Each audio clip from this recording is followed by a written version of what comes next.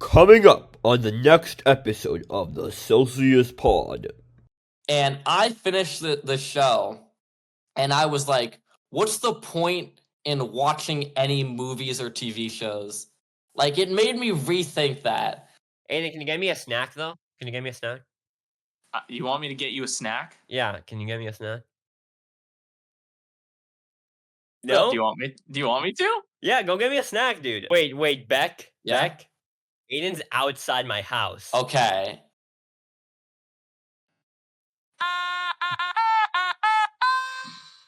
Episode 82, right? 81, Beck. 81. 81. So, Okay. guys, the weather is... The automaton is working now, and that's totally the first week that we've had it working again. Yes. Guys, the weather in Palo Alto is... Oh, no, you have to... No. does You read the not New have York it one. Despite ready. the fact that you're not in New York, did it's not have it. 70. It's 70 degrees here. All right. Yeah. As you Nine guys Pretty is know, toasty, pretty warm. something is missing from this episode. My Yeah, second it's blue actually... I'm jacket. not wearing my... You I'm not know, wearing my pajamas right now 'cause summertime, it's really hot. I gotta only do one jacket in the summer, you know? It's guys, very sad. we're in summer 2 right now of our show's arc. So, Beck, are you going to watch Land Before Time? I feel like maybe we should have someone else name the arc for this year. It's me. And I it have seems an like arc that Aiden has a good name for this new arc It's that we're called... entering. Hold on, where can I watch this show? It's on Prime? Invincible? Oh, no, it's on The Crunchyroll. Boys? No, Is it I want to anime? watch RWBY. I want to watch RWBY. Oh, wait.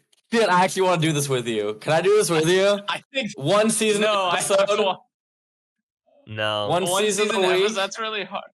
How many episodes of this show are there? No, because you have to also include World of Remnant, which is basically them explaining the lore randomly in an episode. Wait, how many Guys, RWBY for the episodes people who don't know, are explain there? this show. So, RWBY is RWBY a terrible anime. is a show made by these guys called Rooster Teeth, and they used to make machinima exploded. about Halo, where it's like red versus blue. But then, like, we need to make an original show, so they decided to make a show called RWBY, spelled RWBY, which is the first initial of the 4 main characters. yes. And also the main character is named Ruby, which doesn't make it confusing at all. Yep.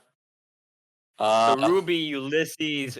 No. Um, It's Ruby, Weiss, Blake. Who else? Who's the yellow one? I'm blanking. Hell if I know. Okay, but hasn't watched the show yet. You have to do the summer arc. I do want to watch the show. So apparently it's not on Max anymore. So Ain't we're gonna just have to watch watch it on on YouTube? Crunchyroll. it's on YouTube. Is it on YouTube? The whole thing? I know at least like the first episode is.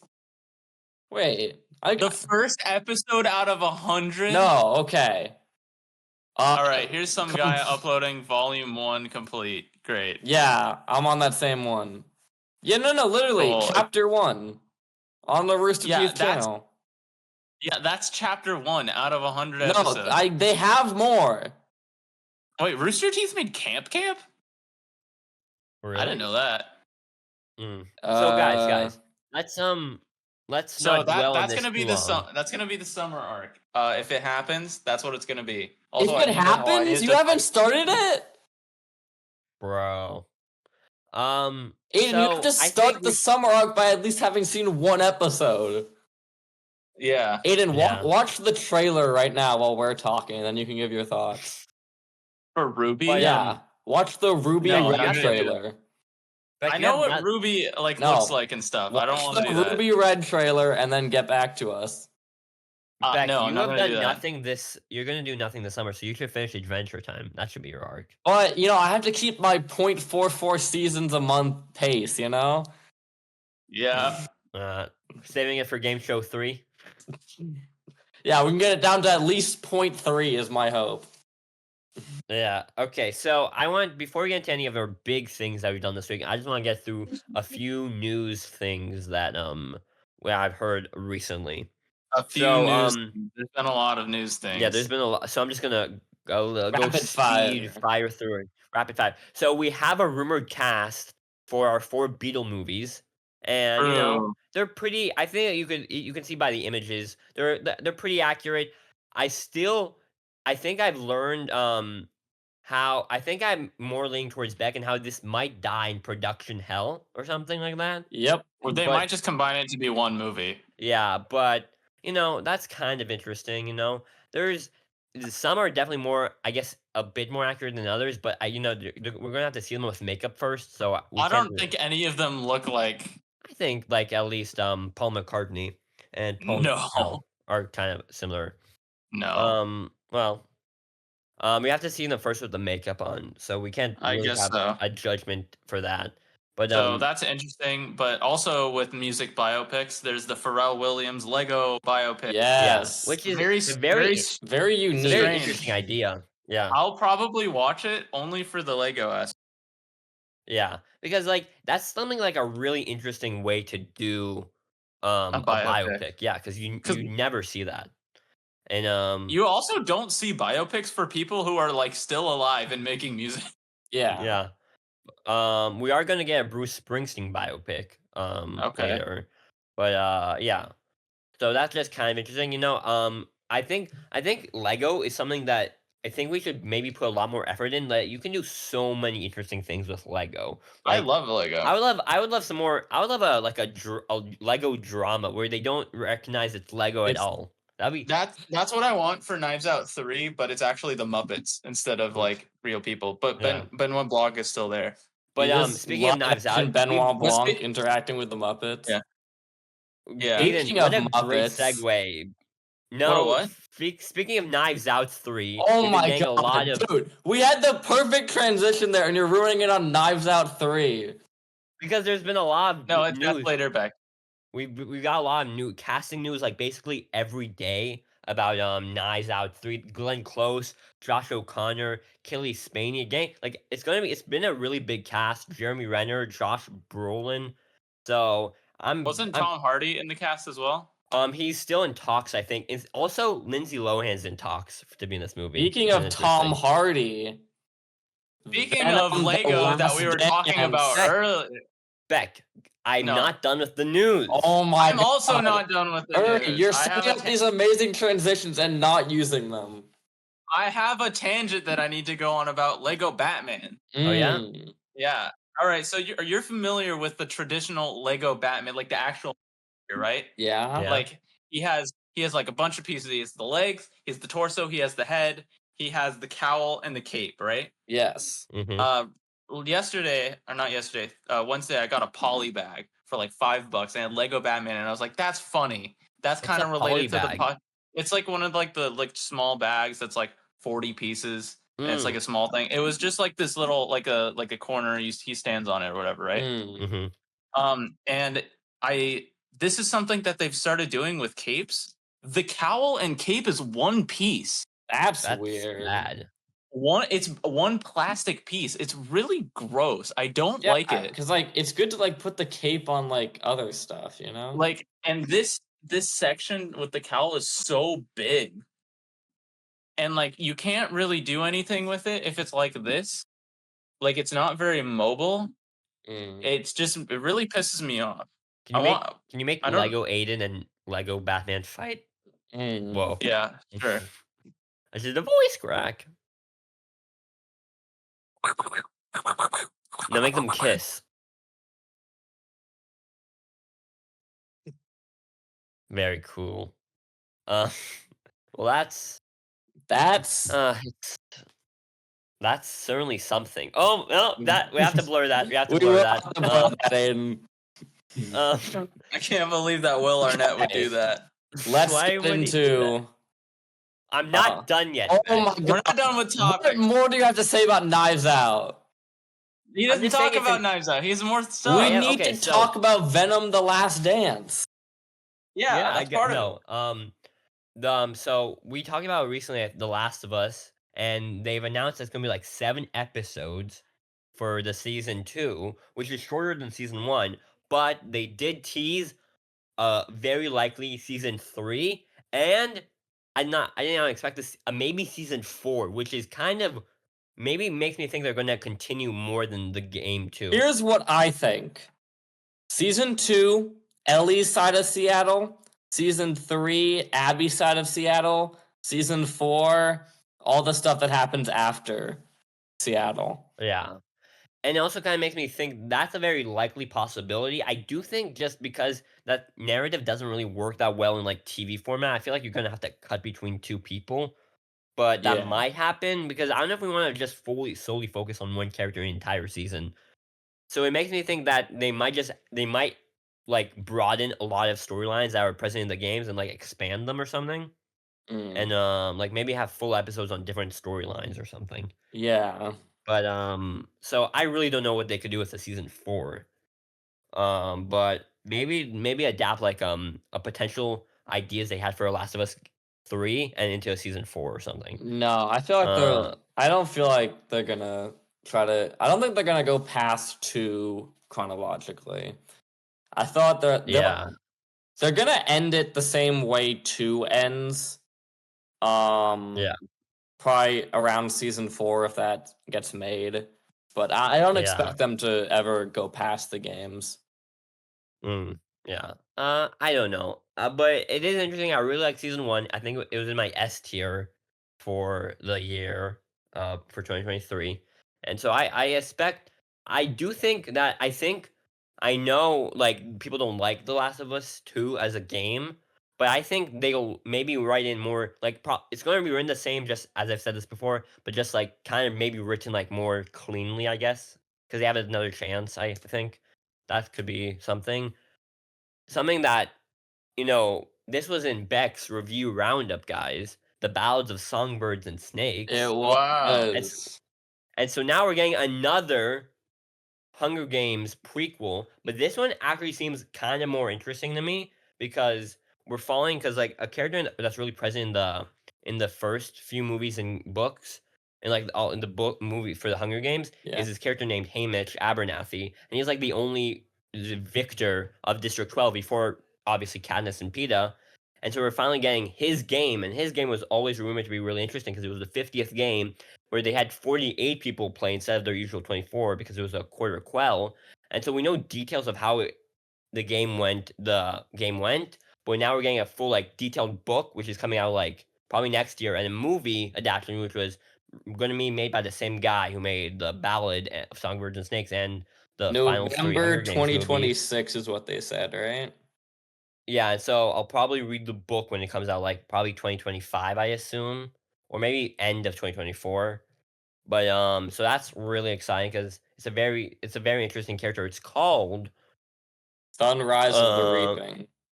yeah, it's going to start on the morning of that reaping and then probably end with like the game. And I'm really interested because Beck, I quite like the Battles of Songbirds and Snakes. It might have gone a bit too long, but it was I quite a definitely good think movie, I the would say. third part was way too long, but I do think I enjoyed it. But there is no like I assume there's Balloons. I assume there's no like more to the story afterwards because that one I assume is going to take a lot beforehand and it's probably going to end with the game. So that Yeah. might be a more clean version. Aiden, this is probably more of your territory, but the My turn. Plankton movie? Yeah, I'll probably watch it. I still never watched Sponge on the Run. I probably still will. I will have to watch that eventually. But Plankton's a really good character. I think he could support a movie on his own. He kind of supports the first half of Sponge Out of Water, kind of just him and SpongeBob. So I know that they'll be able to do a Plankton movie pretty well. Mm-hmm. Definitely better than a Sandy movie because Sandy's not a really character that can handle a whole thing. Wasn't the Sandy movie, that was like the one that was leaked, right? Yep, and it is coming out in August this year, so I get to watch it again. I can't wait to watch it for the first time. Yeah. Okay, well, There's still more topics. we got the trailer for the Among Us TV show. And it was just animation and music, but it definitely is an Owen Dennis show. You can definitely tell based on literally just music. But the animation looks really good. I think the line art could probably be a little thicker, but to me, looks awesome. I'm still not sure how they're gonna like actually do the show. Because I feel like Among Us. That's not... yeah, but like is this gonna be like 8-hour long season with like character arcs, or is it gonna be like an hour and a half show that like is funny, you know? I don't know. Assume the second one, because I really don't see how they could like try to make some sort of like alien type of thing where it's like it's very thick dramas. I think it's just gonna be a bunch of comedy and kind of be kind of whimsical and nonsensical. I assume. I don't see like a really harsh drama coming out of it. I don't think it's gonna be a drama, guys. Yeah, Beck. So I assume it's just. I don't really see how you could see that Beck as like more character arcs. No, I feel like he's gonna Among like Us. build like a very interesting character around like Red, and he's gonna like go on like this whole heroic journey to like figure out the imposter and like I don't change know as a about that, man. character. I know, it feels like maybe it'll be like a type of show just like if there was like cutscenes in Among Us just for 30 minutes, I feel like that might what it might be. Where would No, I think scenes it in might be Among Us be? That's what I'm I feel wondering. like it'd be. I feel like it'd be closer to Knives Out than anything. Really? Yeah, Well, they had Among Us in Knives Out, yeah, Yeah. and there is a Benoit Blanc skin in Among Us. So Yeah. But so what did how did the trailer feel though? Like was it like you think this is gonna be good? it'll be fine. Yeah. I trust Owen Dennis. I also trust Owen Dennis. Okay. What else? And the last topic that I put in there, new Davey Reedon game. The guy that made my favorite game is making another game, and I don't know if I'm gonna like it when it's out. yeah, Uri, you remember the beginner's guide? I do remember there's a short about It's it. this guy. Yeah. He's making Yeah. a new farming simulator game. Oh, the guy was all like, "This is not like the guy who like I just wanted to make a game. It was nothing. You're putting too much meaning into it, right?" Or is Yeah, it? well, that's the beginner's guide, and then he also made the Stanley Parable, and that's my Right. favorite game. Yeah. But I mean, it looks like it has farming simulator elements to it. I doubt that that's all it's going to be because because that's of too just small what- for this guy. yeah, of what he's made before, I don't think it's going to be just that. But I'm excited to see. It comes out later this year. We'll see what's going on. Yeah. Well, should we get into more big things now? Yes. More okay. big things. I think we Let's each start with Game of Thrones for Beck. let's each All do right, I'm gonna individuals, and then we can do the 3 group movies at the end. All right, I'm gonna check out for a little bit while you do. No, while because you I do need to Game tell of Thrones. I need to tell a little story. Aiden, Oh, can you get me a sorry. snack though? Can you get me a snack? You want me to get you a snack? Yeah, can you get me a snack? Do No? you want me to? Yeah, go get me a snack, dude. No, All right, I'll be Aiden. at your house in a little bit. Oh my god. Okay. Aiden. Give me a snack. I need to please. tell the I'll story be- first. So Okay, and then I'll go run me over and to Ari's Aiden house. were playing hit game Multiversus that features Arya Stark. And I'm talking Yeah. with him about like, hey, I'm watching through Game of Thrones right now. And he's like, wow, that's cool. And he's like, who do you think is gonna win the Game of Thrones? And I'm like, okay, yeah, I think it's gonna be this guy.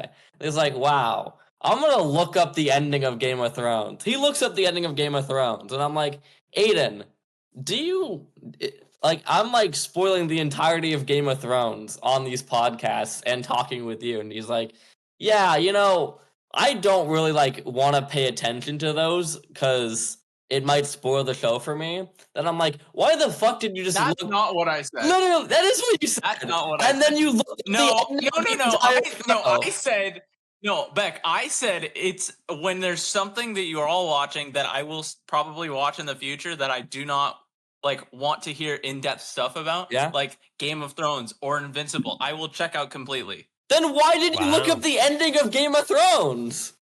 Because that's fun. Like that's okay. the But like bit. for the bit, but also because I don't even remember who it was. His name is like Barn or something. Yeah. You know, You guys like Yeah. so fucking close. No, I more know it's funny than Brand. you I know guys. it's what the Brand. fuck are you drinking out of? It's my boot. It's This is my water bottle. It's his water bottle. This is my water bottle. Okay, so over the past, I want to say 3 months or something. Okay, are you actually going I'm to gonna talk about start it now? talking about it. Alright, I'll be there in like 5 minutes. Okay. Thank you. Okay. So over the past 3 months, I have started watching Game of Thrones. And Game of Thrones is famous for one thing, is that it has a terrible ending. And I went into this knowing that, and I'm like, I'm gonna do this. I should have seen this show. It's like the most popular show ever made. So I went into it. And last time we spoke, which was, I believe, 79, 78, don't remember. I had just finished season 6. And I was moving on to season 7 and 8.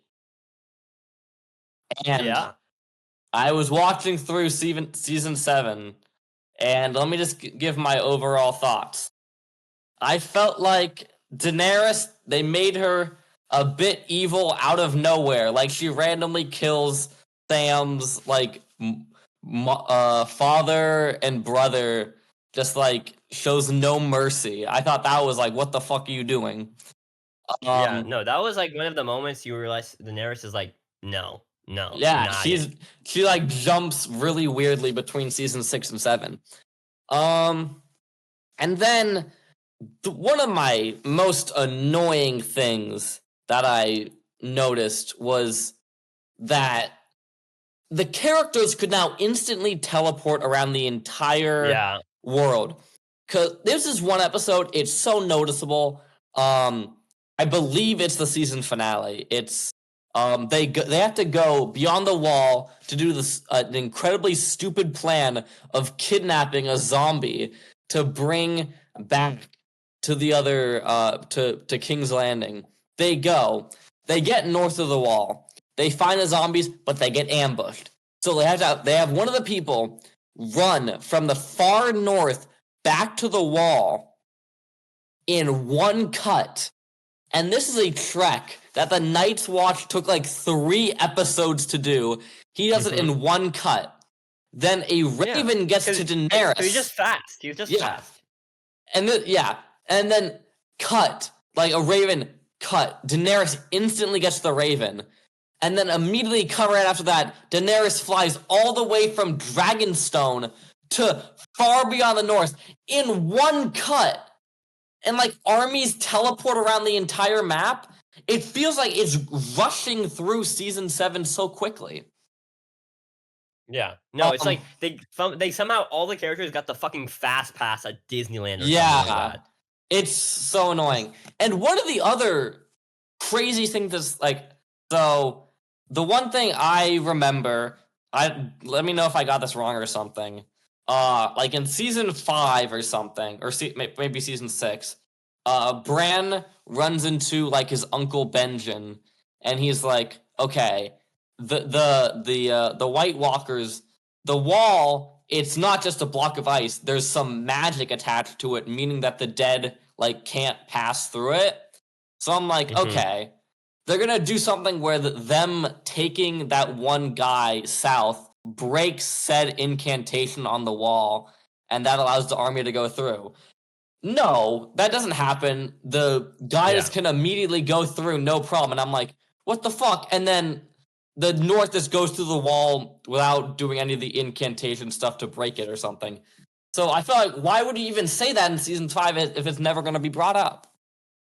That was just a random thing. The show just loses kind of semblance of continuity, like bringing interesting things that from the past. Cause do you remember like the dead person like kind of spiral? Oh or something? yeah, the symbols. They never brought up again ever. Yeah. People from the like the masked people from like Marine or something. I don't know, like, from across. Never brought up the whole Daenerys like, season they lose 2. Focus. Yeah. Let me tell you something. Over the past like 5 days since I finished the show, I've started binging every Game of Thrones video that's in my recommended on YouTube. So I'm getting fully caught up with the fandom's thoughts on the show. Yeah. But to be honest, when I first watched season 7, I was like, it's fine, it's good. I felt like, at least in the first part of the season, you just had so many big events happening back to back. It was crazy. It was like Dorne falls, Highgarden falls, the Greyjoy fleet is destroyed, and that's all like within 2 episodes. It just feels like so much stuff is happening. Yeah. And then the big ending with season 7 is we find out Jon Snow has the rightful claim to the Iron Throne, and then one of the dragons destroys the wall, and the North the White Walkers start marching south. And then we start season 8, and season 8 is the one people say is the worst season. Wait, Beck? Yeah? Beck? Aiden's outside my house. Okay. Let Aiden inside your house. Wait, actually, that's not my fucking house. Did you not? You said this is Aiden I we're thought talking it was a about, bitch. Eric. I thought it was a bitch. I would show up to Aiden. You don't know Aiden then. Oh my god. Okay, so This is so cool. Wait, how does one become?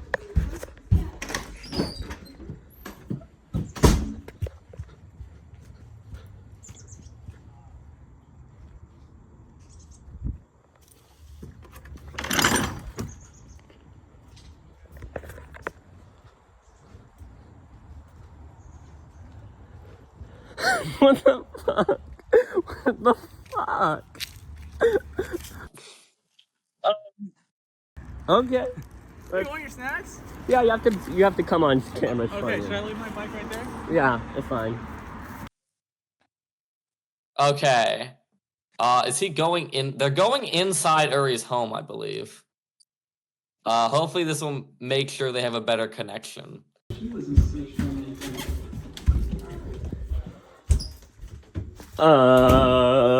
Okay, they're back.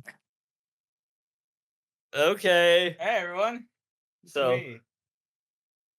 So Aiden's I'm here. here. Looks like I guess he gives me my snack. Yeah, he's got Scooby-Doo gummies and an orange cheese Oh, cracker thing. Yeah. That's okay. Well, bye. Yeah, I'll be back. And Okay, I hope you know okay. you're just frozen on the screen.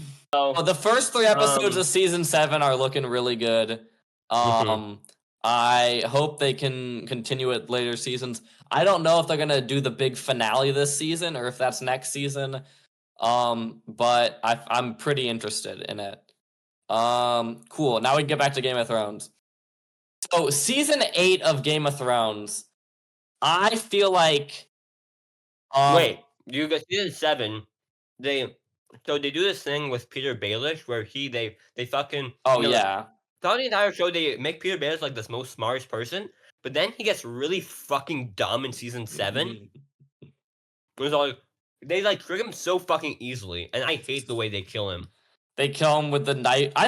I feel like the knife to the throat's a pretty badass way to kill him because that was his one power, you know? But he's supposed to be a really smart character in the show. Yeah. And the way they kill him is by him being fucking stupid. Okay, but no, like the way they like physically kill him, I thought was cool. Yeah, okay, yeah. I'm just saying, okay, because you look at a character like Gus Fring, Yeah.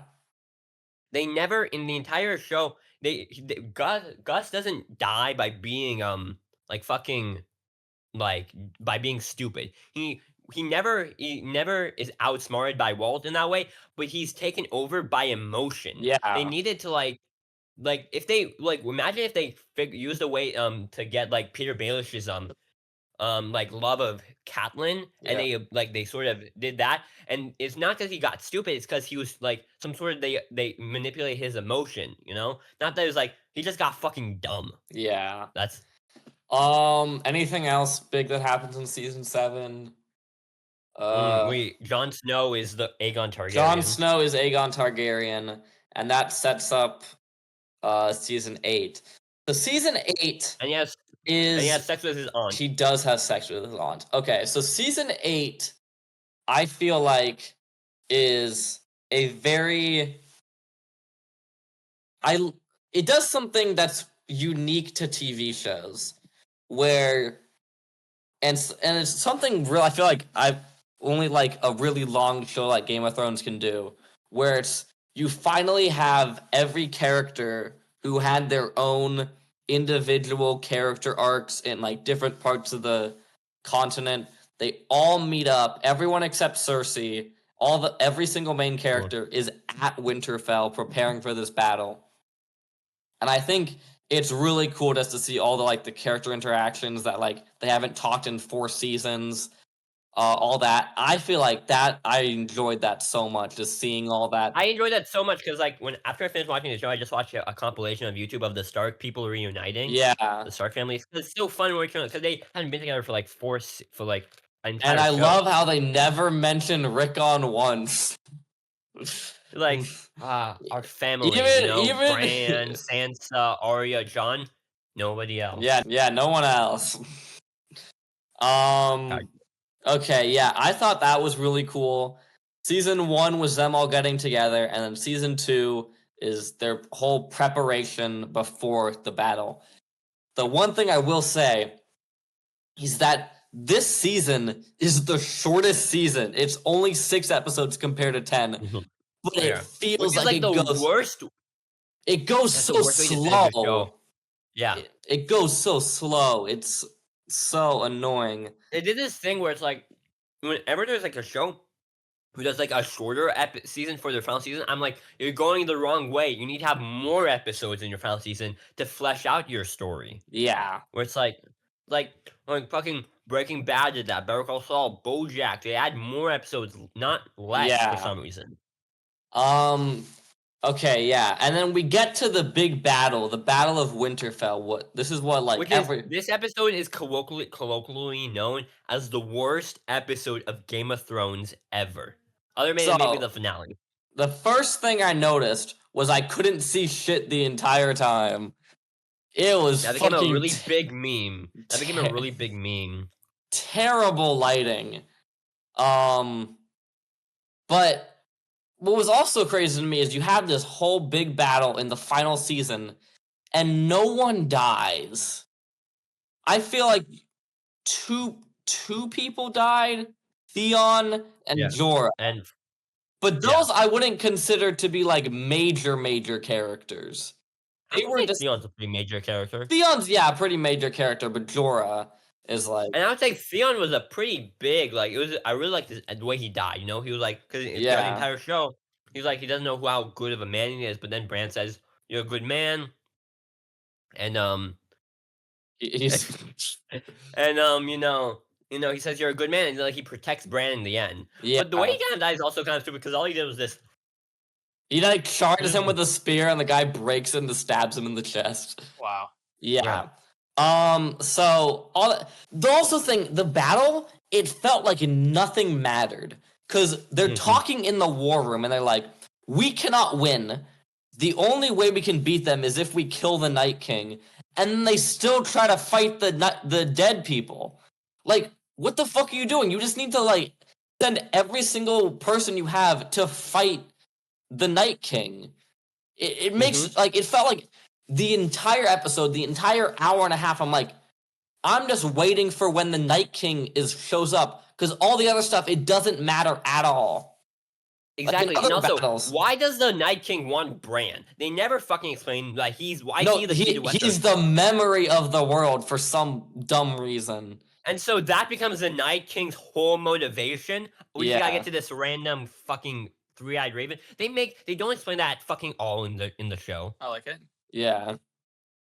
Okay, but then we get to basically the ending of the episode, and we're like, they're gonna lose, right? They're gonna lose. They're not gonna lose. I never at one like that's what I liked about Game of Thrones was it was unclear who would win the battle because you had main characters on both sides. It's not if either side loses, you could see where the story goes from there. But this one, it's like they have to beat the White Walkers, So the Night King, he's walking right towards Bran, but then from the ropes, Arya Stark dives in, Yo. screams very loudly, jumps at the Night King. The Night King grabs her by the throat, and she can't get him with the dagger. She drops the dagger, picks it up with her left hand, stabs him in the chest, and ends the battle. Wow. It's so fucking stupid for so many reasons. Arya Stark has never seen a White Walker in her life, and she's the one that kills the Night King. That's So so the entire cool. fucking show, they fucking make it that Jon Snow is gonna be like the Azor Ahai. He's gonna be like the Prince of Light, and he's supposed to fucking kill the Night King. But nope, just his little sister Arya. You know. And then like no Wait, there's- one there's mentions siblings? that afterwards. Like everyone just like talks to her normally, like she didn't just save the entire world. Yeah. She didn't. John Bran did. It just makes it just makes the show kind of disrespectful towards the source material. The fact that like this was supposed to be the thing that they built all the entire fucking show, and then they just the entire show starts with the White Walkers. Like that's the Yeah. first scene of That's the kinda entire show. crazy. That's kind of crazy that that's what they decided to do. Like, I understand, like, you don't have a finished story right now, but like, there's no way you mess it up that poorly, right? no. It just Yeah. like they like that you expect like anything would if the White Walkers would have won, that would have been like a really kind of like a cool ending, I guess, because And it then shows like they Cersei is can't just defeat- killed because she decided not to help them. Yeah, it shows like it shows kind of like the consequences of not treating. Yeah, no, because the I felt like forces, the yeah. entire like big theme about this show was how infighting can leave you vulnerable to an outside enemy. Like, for example, like Cersei and like all the Lannisters infighting with like the Seven, that makes them weak to when like to all the other stuff happening outside of them. And then all of the Westeros fighting leaves them vulnerable for Daenerys to come in, and Daenerys and Cersei fighting leaves them vulnerable for the White Walkers to come in. Mhm. Like, course, it's of all about is course. how infighting leaves you vulnerable to like a worse enemy. Mhm. And Which it's is like cool. Yeah. like, but they don't like they totally forget about it in the last 2 seasons. Yeah. And, I guess really unfortunate because yeah, we lose all our kids, but wouldn't it be like a really kind of cool ending if the White Walkers won? I feel like that sounds like something where it's like, wow, like a what if someone like explains like a fan fiction on YouTube, but I don't think that would actually be a good ending. I think it would No. because it kind of just shows like ultimately power is not something that can be kind of resolved, and like at the end everyone loses. But I don't know. Yeah. So At least I don't want the fucking their storyline to be ended in one episode. yeah. And even if it were to be ended in one episode, it would be a good episode.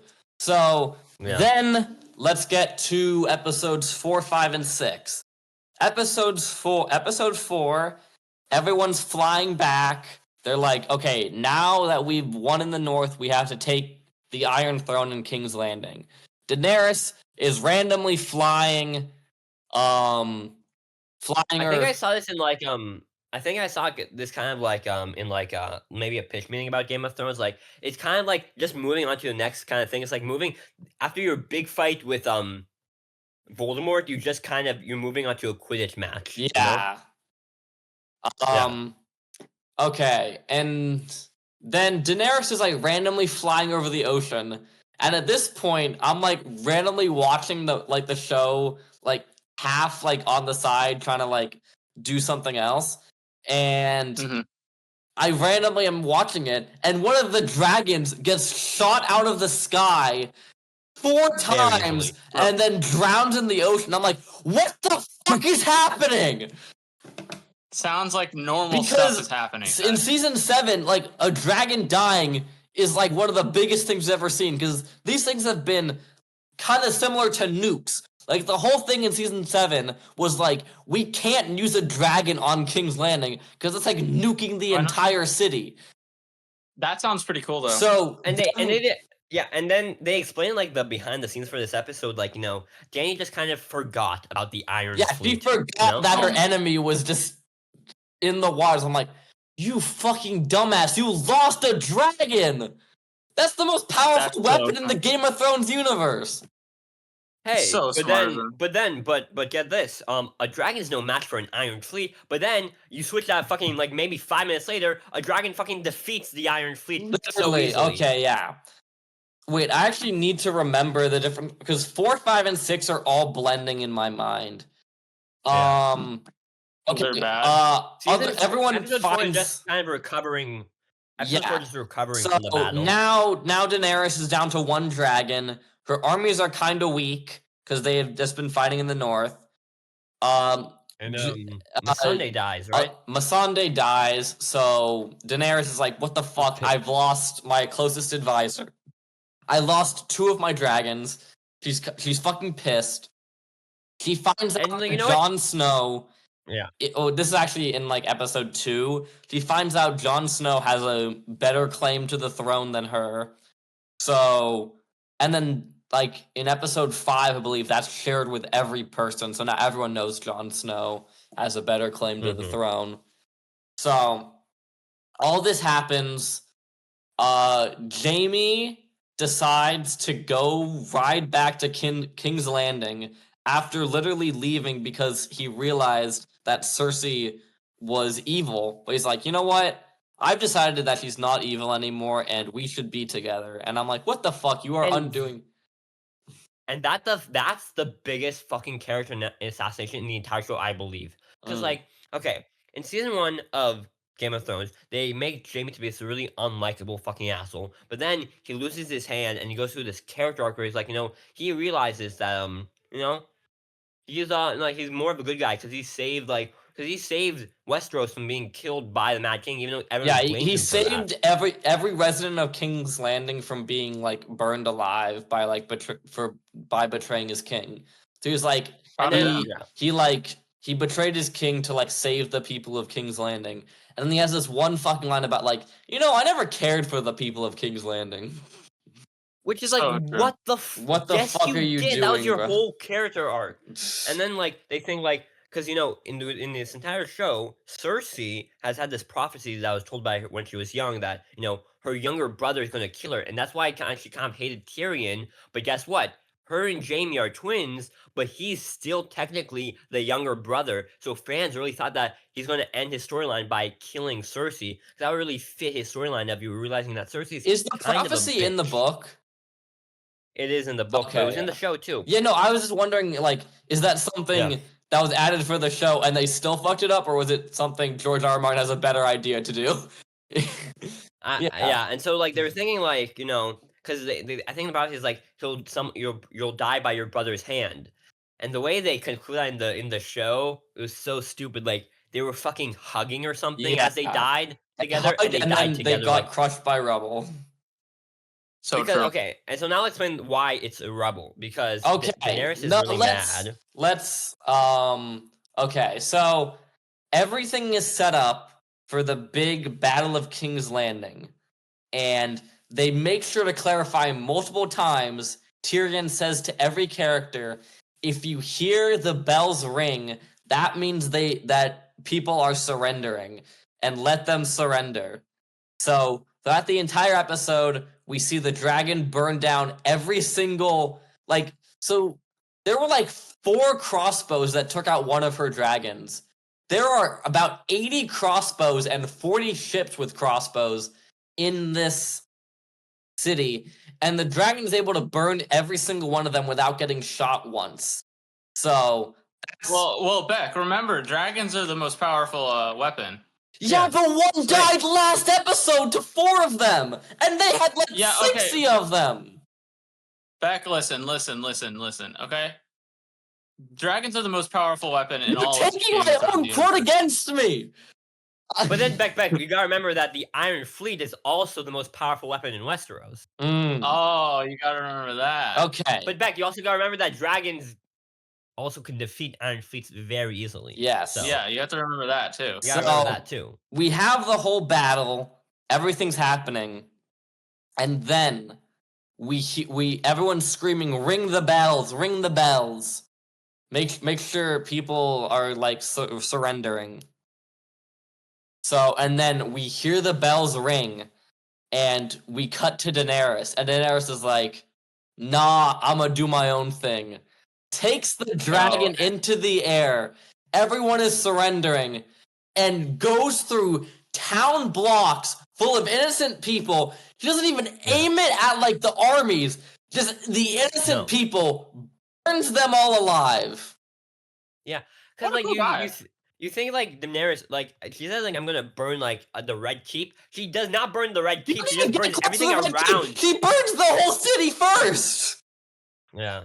Okay, And yeah, where no, this her might whole be the- thing. yeah. Every single like time, like someone from Westeros sees her, she says, "I'm not like my father." Her father wanted to burn the city, but he was killed before he could do it. She's like, "Nah, I'm not like my father. I'm gonna actually burn the city down." My brother was a Wow. bitch and he couldn't do it, but I can. Yeah. She So can. and here comes like maybe the only highlight of the episode where the Hound, like he lets like Arya wants the Hound to come with her, but he's been like a father to her. He's Yeah. like, nah, I gotta go kill my brother. You the have to Mountain. not And go like, for revenge. yeah, and so like I think like that finishes his storyline pretty well. I like the way they ended that. Yeah. But mainly it's just not a very good episode in any other way. Okay. They also they hype up the Golden Company throughout this entire fucking Oh like yeah, last- died from one dragon breath. Yeah. Okay. And then literally I feel like they've really wanted, like, they're like, okay, it's not bad enough that we're having Daenerys burn these innocents in wide shots. We need to have an up close of Arya Stark running through these cities as dragons are burning it down, people are panicking, and you're seeing the charred corpses. And you're like, Mhm. what the fuck did they do? What the fuck?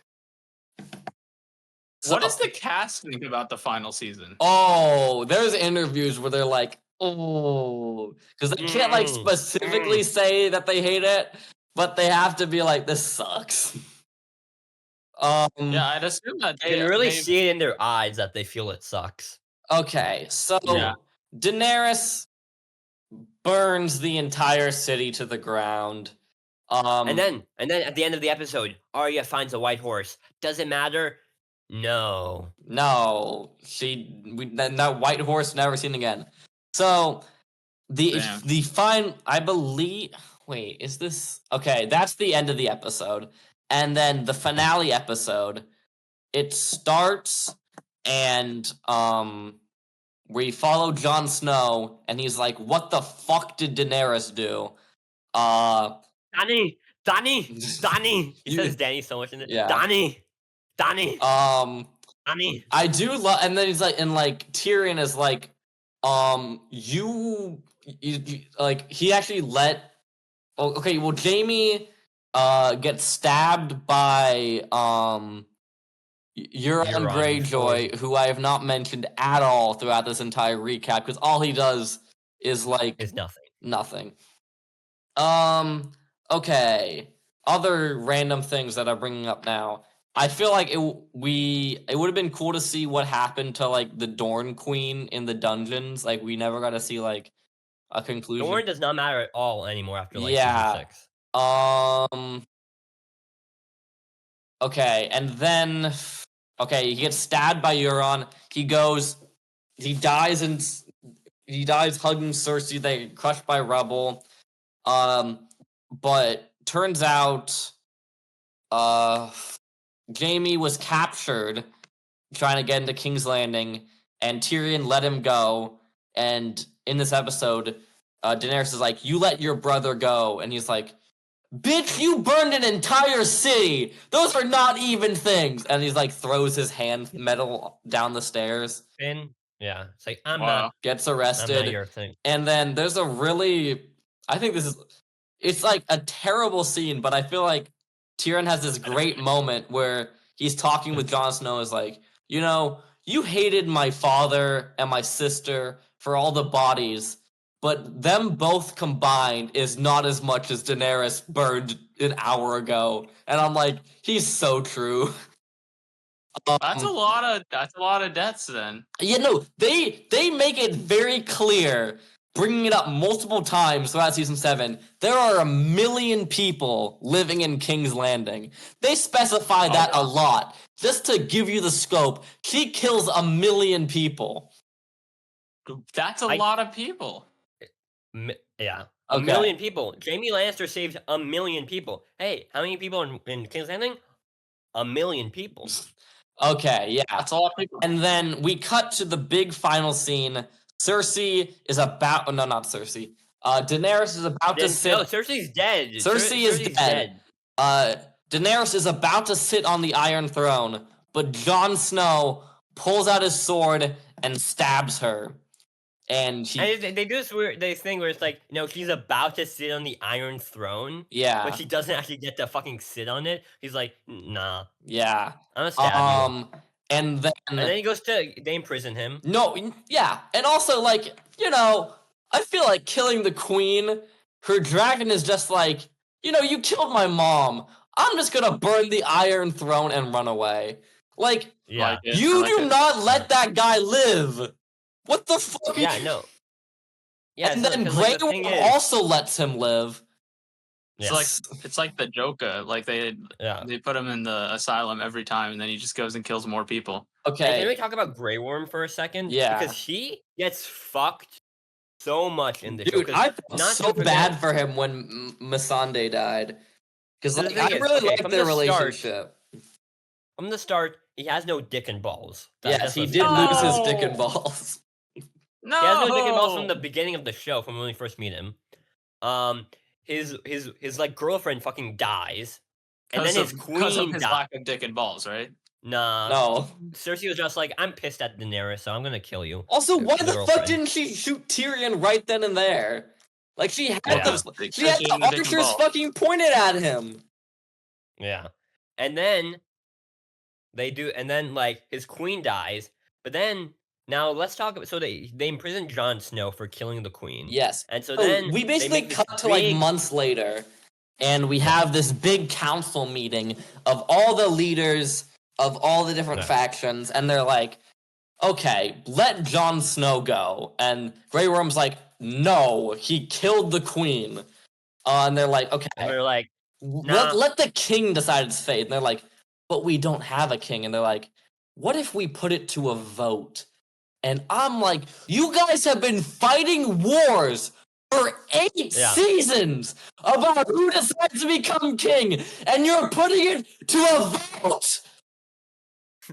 And Samuel Tar's all like, okay, Samuel, because he's part of the council now, because like there's basically no one in charge of the Reach or something. Like he's all like, what if we have democracy? And all the other things are like, nah, no, it felt like cheap humor at a time where there shouldn't be cheap humor. And then they have fucking Tyrion. Like, Tyrion Lannister is like, guys, I have an idea. Who has the best story? Yeah, no, but the thing before you say that, the guy on fucking trial is just talking. Yeah, he's supposed to be in prison, and he's just controlling the whole fucking council. Like, yeah, guys, you know what? Who has a better story than Bran the Broken? The guy who wasn't there for the entirety of season 5. Wow. So they're like, I feel like this guy, he would make a good king. And they all agree. And then Bran's like, you know what? That's why I came here. And he becomes the fucking king. And he becomes Game of Thrones. He does become Game of Thrones. Wow. Aiden, just to put this in perspective, probably the person with the most boring fucking story in the whole show. I was so confused because I was talking to Uri, and Uri was like, who has a better story than Bran the Broken? And I'm like, whoa, I can't wait to see what they do with Bran the Broken. They did nothing with Bran the Broken. I was bullshitting him the entire few months before this. That's hilarious. Just so I want to make a video called Beck's Game of Thrones Experience. We just put all the times I talk about it back to back. Yeah. I feel like that'd be pretty funny. I think that'd be a funny video. Yeah. And I'll So, take Beck, you the didn't best like the final parts. season? You didn't like the final season? I did not like the final season, but there's a bit more. What Yeah. else happens? They have a small council Okay. meeting.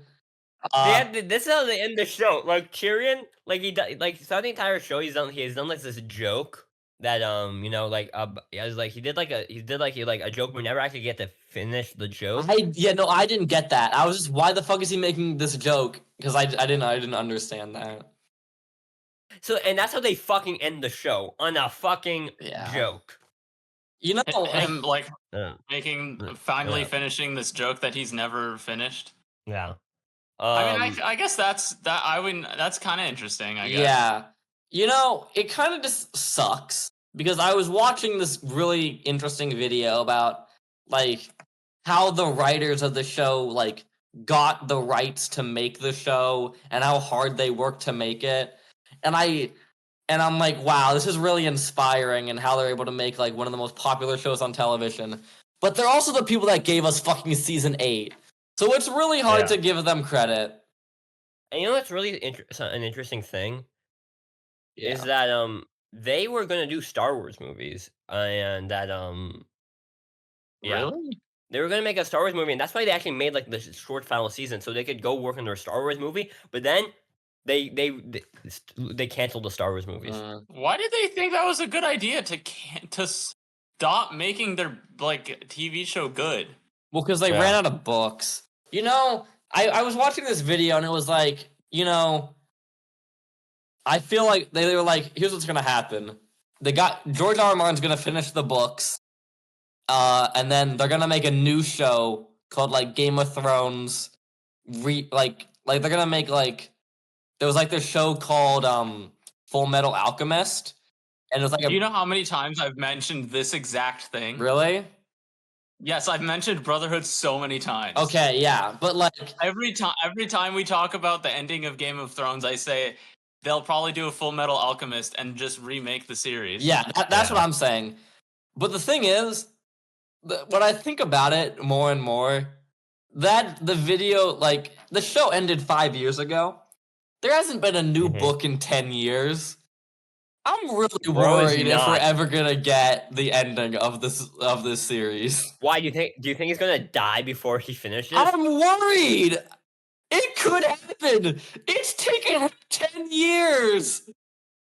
Yeah, and he is pretty fucking old. He is pretty old. If he dies without having finished the book series, it's gonna be so sad. Yeah.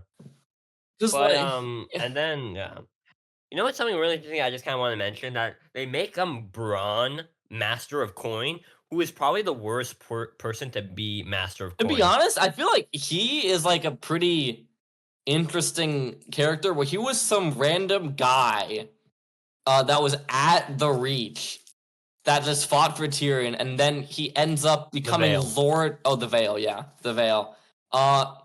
And then he ends up Lord of Highgarden and Master of Coin. But the thing is, he seems like a type of character who would be perfect to die during the battle with the Night King, you know? Yeah, but like I feel like the whole show is like sometimes being a shitty person gives you stuff. Works out. Yeah, works out. Not for Peter Baelish, but But so yeah, that it for Game of Thrones? That is it for Game of Thrones. So Beck, now you gotta watch House of the Dragon. Oh, okay. Uri. Before season 2 comes out. I finished the show, and this can actually like lead into. Well, I just want to like mention this for talking about it. Is I kind of finished this show, like Monday night. I believe. Yeah, I finished it Monday night. There's like sometimes when I watch a show and it ends up being either like so bad or so good, it changes like my perception. And I finished the show and I was like, what's the point in watching any movies or TV shows? Like it made me rethink that because it was so bad. I'm like, what's the point? You know? It made you Huh? rethink entertainment as a whole. Yes. Huh? What the fuck? It How? was that bad. It was that bad, What do you- Aiden. What do you mean that it was so bad? It made you rethink the purpose of entertainment. I'm like, wait, why am I watching movies? Why am I watching TV shows? So Becca, you're just not gonna go to fucking film school anymore? He's It made me wasting his what, life. What I like had like, what am I doing? Why am I in this? I'm like going to a film, and this So was Becca, you said when you heard about this final season being bad, you said it's a season that killed people's mothers. So I guess it did for you. Keep in mind, this was I finished this show right before we did a FuriosIF. So Dark Furious, I'm like, what's the point in watching these movies? That's so crazy. So It made Jack think of suicide.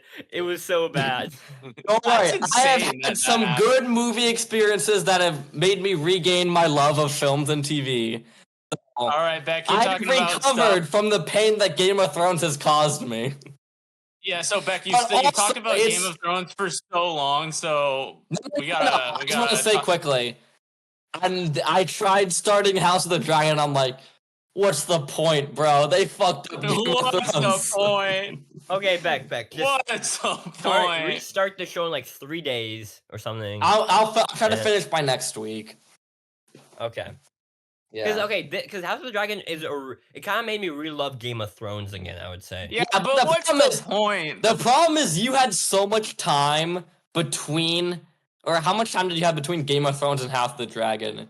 Because like, It was like 3-4 years. or yeah, like something. you had years. I'm like at that Just point, days. you can like be like, wow, like I just remember the Yeah. good parts. I'm only remembering the bad parts, so it's so hard for me to like Yeah. convince myself to sit down and watch this show. I don't know. For some reason, I thought Becky would actually kind of like the ending of Game of Thrones. For some reason. No, but like, okay, it's I so, didn't know it was gonna make it's you so hard to make you fucking separate. hate movies and TV. It's so hard to separate like it's so hard to separate like the last 2 seasons from the rest of the show, or like as like the last season especially. But like Mhm. there were times when I was glued to my screen watching it so intensely. And I do still think it's like one of the best shows ever made. Like, but Yeah. I think I just need time to like recover from the ending. Yeah, Every you- time I watch you- like clips from like season 4 and below, the comment will be like, "Ah, when the show is fucking good." Yeah. So I don't want to, but I really like think it would be fun to like read the books. Like I don't know if I'd like have the strength to do it because I'm not a I big read the book first guy. book. But I read the first book. I do and want to see like what's yeah. different, and like hopefully I want to like finish the books and maybe read Winds of the Winter when it comes out. No, yeah, because the books are pretty readable. The first book is pretty fast read for me because I read it's like it was a really good book. It's very accurate to the first season. Yeah. So You yeah. mean the first season's pretty accurate to it. Oh yeah, Yeah. but And I do think like, I it also- is really yeah. fun to see like a story you already know being told in a different way. Mhm. Unless Um, it's bad. then Unless it's not bad, fun. yeah, of course. But like seeing like a different like an alternate timeline, something like that. It's Yeah. really cool. Like I remember there was this one show that I watched on Netflix. It was like called like Troll Hunters or something, and they like did some random the Dreamworks episode one? where it was like an alternate reality of like the first episode, and I'm like, wow, this is really cool. Yeah. No, there's a lot of changes. Like, I don't think Sam's son Ram's even married in the books. Mm. And so there's a lot of things like that. And it's Yeah, yeah, and like the events plan Yeah. on a different order, right? Or not, yeah, like yeah, a far different order. Catelyn is still fucking alive as like a zombie hunter or something. yeah. But I would say House of the Dragon, watch it. It's because House of the Dragon, there's an ending to the story, so you're not gonna be disappointed, I believe. I actually think I talked about Game of Thrones for like 45 minutes to an hour. I don't know. Okay, 100%. so a Aiden, long time. Aiden, you talk. No, Aiden, you Beck. I talk. know. No, Beck has other stuff. Do you want to talk about your Yeah, other stuff? Do you want me to okay, talk about I did my My Hero Academia season 7 first 3 episodes thoughts already while you guys were talking. So Rude. the Oh, only Aiden, thing that great snack. Thank you for the snack, Aiden. You're welcome. How were they? I really like them. Like Yeah. crackers and peanut butter. okay, And the gummies, yeah. so let me say the only thing I didn't watch Yeah. that Scooby Doo is gummies. Or you didn't talk about? that isn't a group thing is Marcel the Shell with shoes on. I don't Now- want you to spoil this one because I probably will watch it. Okay, well, eventually. I'll just give my my non-spoilery thoughts. I feel like Yeah. the visual style of it is really cool, where it's like this photorealistic animated character interacting with live action. It's insanely creative, like all like the ways that it makes it seem like the world building, I want to say, around like how like Marcel actually lives and like how Mhm. he like developed all these inventions and stuff. I feel like Marcel is like insanely entertaining anytime he's on screen. Like I feel like I could watch like an eight season series following Marcel. Yeah, that's what you yeah. said in your fucking letterbox. Yeah, review. okay, I'm gonna mention my letterbox review when I'm reviewing the movie, Uri. Wow. I feel like it's in a mockumentary format, so I liked that. Oh, is it? It is. Yeah. And it has a really good emotional core. I think it's like an amazing movie. I feel like it maybe I don't remember.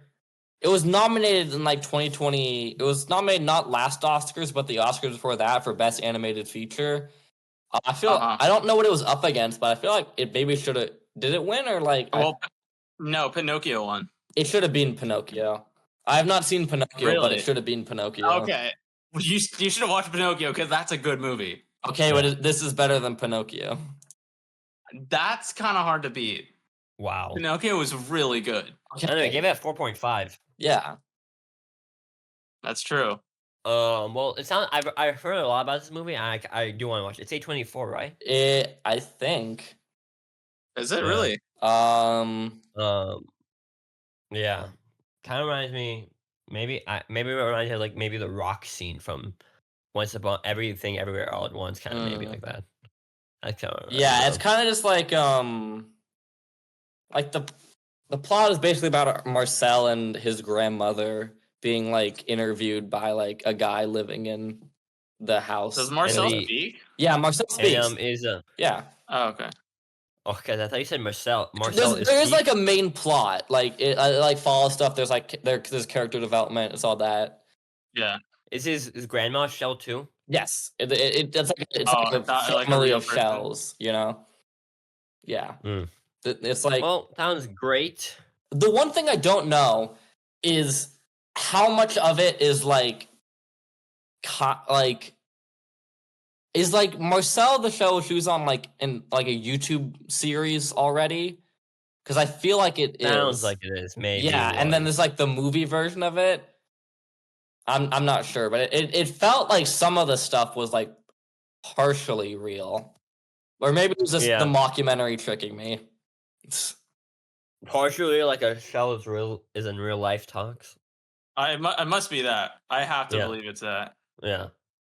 Alright. Okay. Beck, have any more things? That is all except for FuriosIF All the and good stuff. Muppets. Okay. I can talk for like a little second. I have here. like 3 shows that I have to talk about, so mine might take a little bit. Okay. I'll just talk for like really. This is like the big thing I want to just talk about. Okay, so recently I watched it last night. It's the new Richard Linklater movie. You know, it has Glenn Powell. You know, I'm seeing a lot Glenn Powell these days.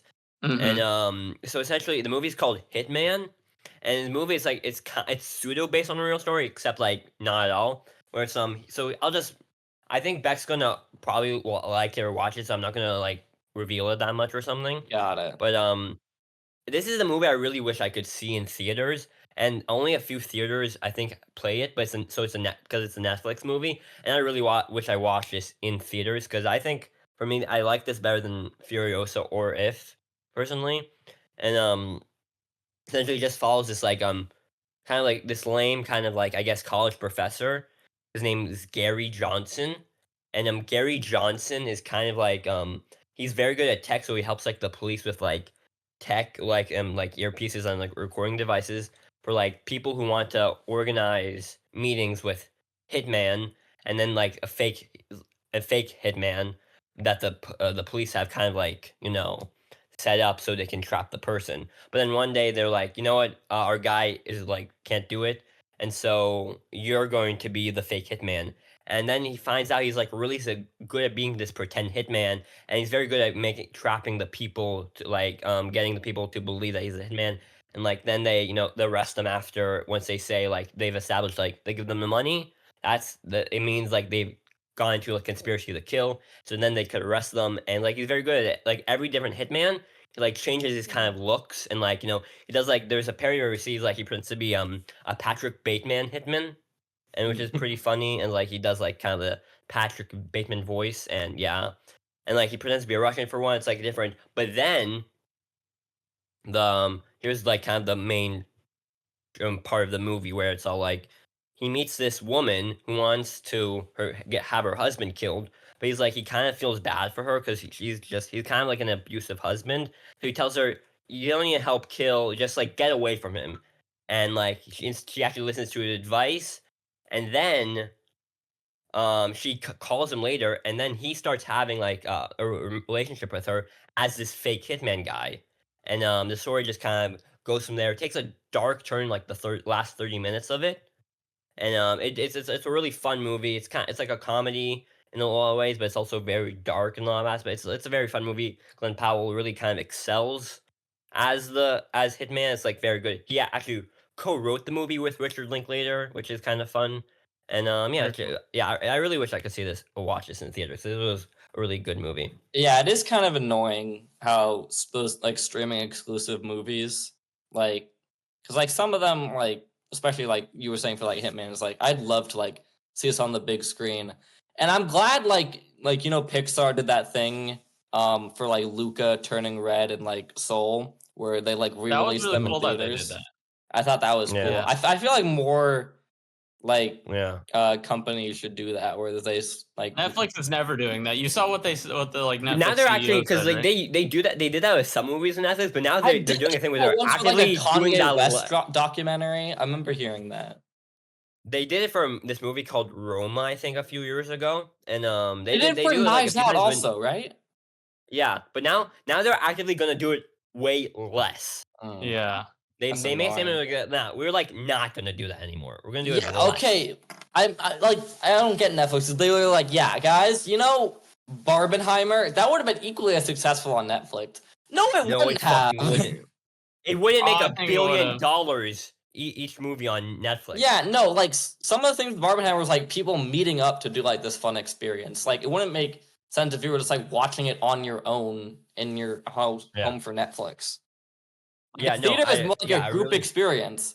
That's like Yeah. if was enjoyable for me because I was able to joke about it with you guys.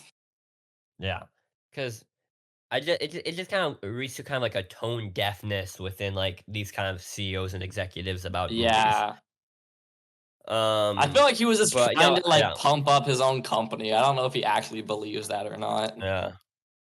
But no, yeah, I would just really suggest Hitman Beck. I think it's the type of movie you like. I think Aiden, it's pretty funny as well. So I don't know, you might like Guys, it. I totally just remembered that they revealed Wallace and Gromit. Wallace and Gromit. Oh yeah, a you new want to talk about that for a movie. second? Yeah, well, I mean that's it. They announced Wallace and Gromit new movie. Wow. And it has Feathers McGruff in it. Mm. Yeah, well Nice. that's cool. I have never seen a Wallace and Gromit movie. I think. What? Sorry. Well, okay. Are you okay. what? Okay, so there's only one movie. The rest are just short films. But like, what? I saw one where they like Okay. go to like a planet for cheese. You mean the moon? The moon, yeah. You guys have never seen Wallace and Gromit? Okay. Are you kidding me? Jesus Christ! I didn't know I was talking to such a big Wallace and Gromit head. A How are Gromit. you? How do you not watch so many things? Sorry. What the hell is Wow. this? This sucks. Okay, I Aiden, talk about what you haven't want to seen talk. Breaking Bad, bro. You haven't seen Wallace and Gromit. You haven't Dude. seen Breaking Bad.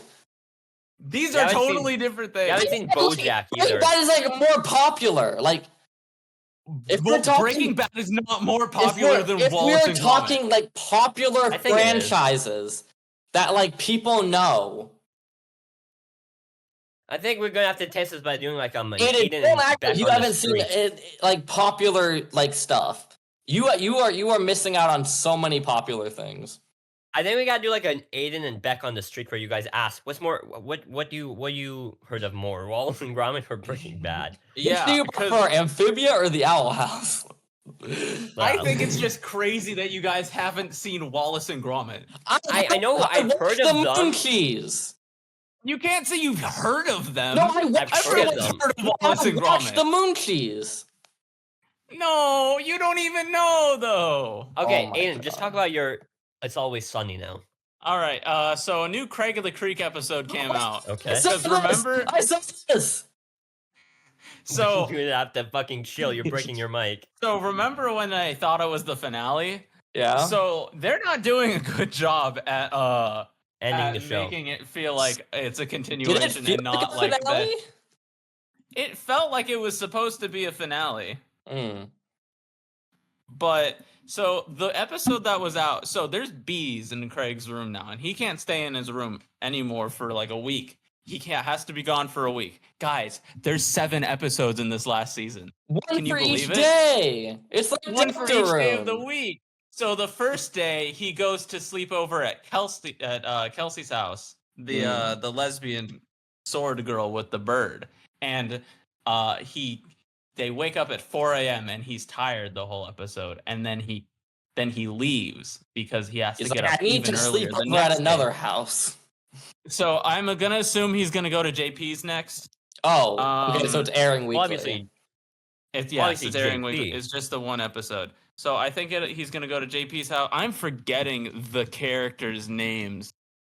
so Aiden, can you give me what's the full franchise of Craig and the Creek? Because like you said, prequel show movies and like They have a show things. and a movie.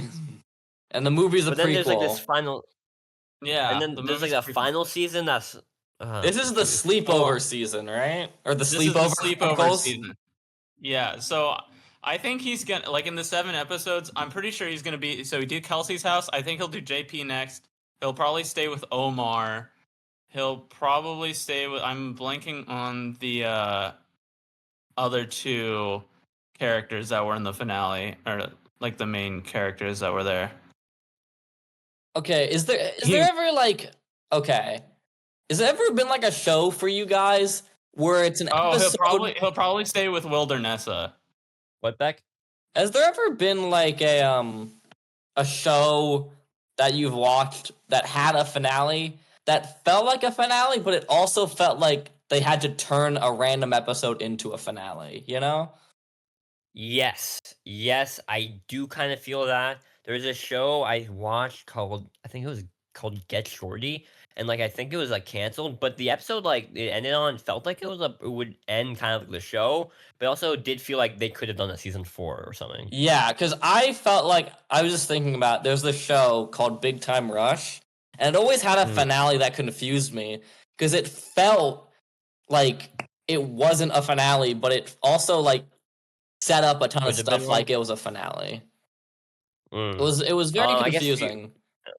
Futurama probably did that a bunch. Oh well, yeah, they did that with like the overclocked episode. Yeah. But I think that like Devil's Hands or Plaything, whatever that one is, Yeah. I think that one was definitely intended as a finale. Yeah. Well, it looks yeah, one pretty. episode of Craig of the Creek. Hopefully it'll get better. It's not very like it didn't really live up to wow, we have another season to go. Yeah. It's definitely like this feels like a prologue, if anything. To the Craig and the Creek reboot, Craig versus the Creek. Well, there is also What a if there spin-off was show a time about when his it was sister. before the Creek? Whoa! I own that on YouTube. Oh, I bought it so I could watch it like 2 months early. wow. Sunny. Oh, It's Always Sunny. No, we're gonna talk about Superman next. Yeah. Woo, Yay. Superman. Like They the have like the Supergirl James Gunn in movie. this season, right? No, my adventures with Superman. There's been 3 Oh. episodes so far. Oh yeah, I because thought it was gonna be games. we had backup game show and all this other stuff. So you have a lot to No, talk Wait, about. is this like a season 2? 2 episodes released at the same time. Oh yeah. But what are you saying, Ari? Nothing. Okay. So this is season 2 of Yeah, My Adventures? so season 2 of My Adventures with Superman. It Okay. starts off by him And having the a two things I hallucination. know about this season is Yeah. they have Supergirl and they have Lex Luthor. Are they introduced? So, Lex is. Supergirl is not. Ooh. So the first episode of the 3 starts off with his dad in a vision. He's like, Kal-El, there is another like you. Go find her. And then he wakes up. And also he has blue powers. So then what happens? I'm just scrolling through the episode trying to remember. The first episode is Valentine's Day, and Clark is like, wow, I'm just going to go sit on the roof with Lois, and we're going to have a great time for Valentine's Day. Yay. And then everyone around him is like, no, you stupid-ass non-romantic person. You got to go do something crazy. And then crazy things start to happen. They go to like this facility because stuff is happening.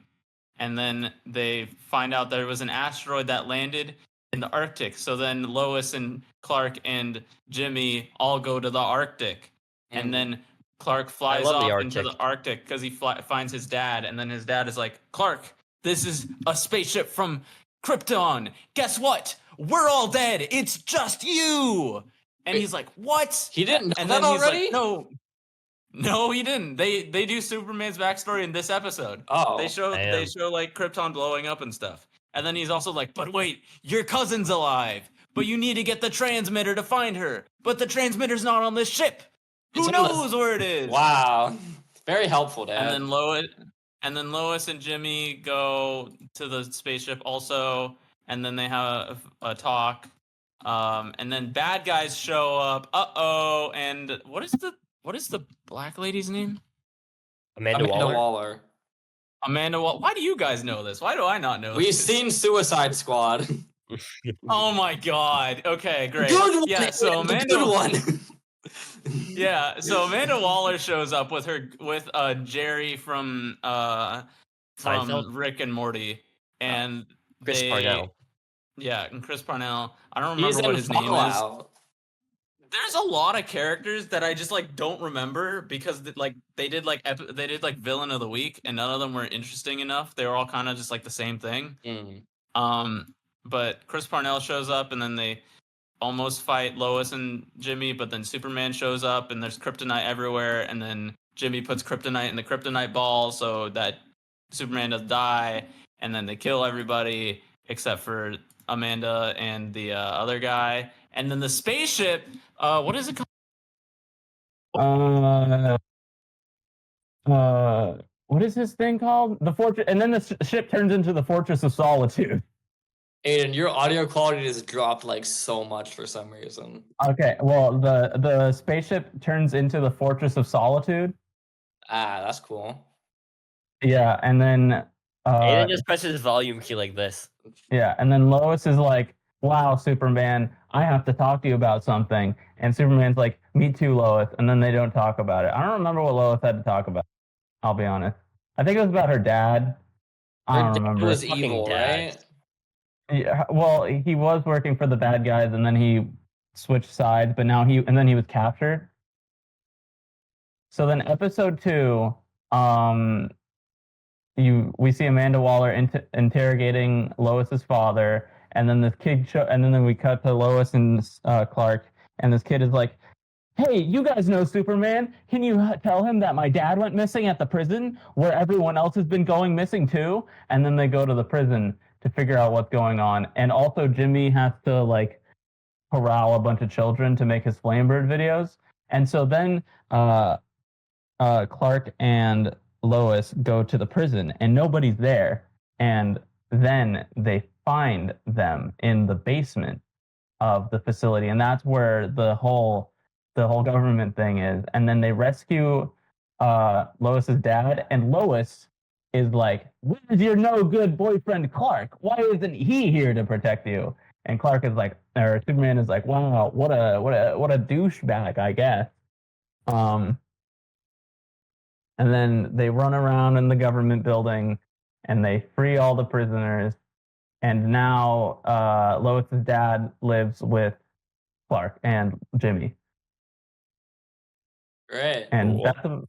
and Superman also found the transmitter that he needs to find his cousin. Let's go. And then Lex shows up. He says, Amanda Waller, I've disabled everything. I'm a Mr. McSmartypants. My name is Lex Luthor. And so then he works with Amanda Waller now. Great. And the next Yeah. episode starts and it has an ad for Total Drama Island. Oh shit! I want to talk about this. Why are they rebooting Total Drama Island? Like Again? No, I don't know. because I tried watching it. They couldn't even get the voice actor for Chris McClane back, and he sounds so stupid when he isn't like the iconic Chris McClane voice. He sounds Who so voiced dumb. him? Who voiced him originally? I don't know, but I just know his voice, and his voice was perfect for the show, and I can't watch the new show because Chris McClane sounds so fucking different. Well, I'm very sorry about that. But But Superman, I do really like Total Drama, so yeah. I rewatched the original. Superman saves a guy from a fire, and then Livewire shows up, and she's like, delete your things. And he deletes the things. And then this guy who works for Amertech, not Hammertech like from Marvel, but Amertech, he's like, hey guys, I'm building a new facility in Metropolis. Is his name Justin Ammer? No, what is his name? I think it's Justin Ammer. It was... He does a little Justin Ammer dance as he goes on the stage. What was it? John Irons. That's is his essentially name. the same thing. Yeah. Yeah. John Irons is like, hey, I'm building a facility here. And then Saul Goodman is like, yes, we're building a facility. It's a power plant. And it controls these robots that'll destroy everything. Saul Goodman? Metropolis. He looks like Saul Goodman. I thought you meant like Bob Odenkirk voiced him. No, I would say Bob Odenkirk. And then Superman or Lois tries to get the scoop on it, and Superman, what does Superman do? He goes to talk to John Irons or something, and Lois Lane goes to find out information underneath the base of Amertech with this other reporter lady, and then Superman goes to John Irons, and John Irons is like, look, I have information about the robots. If they turn on the power plant, it's actually a nuke, but we gotta stop them. And then they go and stop them. And also, Lex Luthor now owns Amertech and its robots and everything. Ooh. And Superman still has not talked to Lois about the thing. Supergirl yet. Oh. Yep. And it's been 3 episodes. He still has not talked to her about it. Okay. So that was. But like, what's the weather in Philadelphia right now? So, Beck, why don't you talk about episode 4 and I'll talk about episode 5? Okay. What? Yeah. Okay. Episode 4. Superman, he needs to... Okay, I'll start with episode 5. So, Pim and Charlie... Oh, Smiling Friends. You have to clarify it because I fucking blanked on what show you were talking about. I thought I was talking about Sunny, and like I was like confused. I'm not there. I'm not. We're talking about Smiling Friends. Okay, we talk about Smiling Friends first. Beck, you talk about episode 4. I talk about episode 5. Okay, episode 4. The boss finds love. So say it like how it should be, Beck. The boss finds love. That's how it should be. Okay. I think. So we start. Pim and Charlie, they're at a wedding, and they're like, "Wow, I can't believe the boss is finally getting married." And I mean, the boss. So he's finally getting married. And we got to the bride, and the bride is a demon, and they're like, "Wow, okay, scary one." But we can't judge her because she's a demon." But they show up to Smiling Friends, and Smiling Friends has been turned into a flower shop, and they're like, "She's gone too far. She's evil. She's manipulating the boss." So they're like, "We need to kill the demon." So they're like, "How do we? We kill him because she is the son of Satan." She is the daughter of Satan, and she And returns he- every 100 years to steal a famous person's life force. and then she'll own Smiling Friends if that happens. Yes. And that's bad. So they're like, how do we Yeah. defeat her? There's only one way. We need the nostalgia critic. So the nostalgia critic comes on and is like, this is how you defeated the demon. And he's like, okay, good. They show up to the boss's house and they go and they try to kill the demon, and the demon's like, why would you try to kill me? You're cringe. And then she falls out a window and dies. End of episode. Woo! Not I think it was one of the better episodes. I think yeah,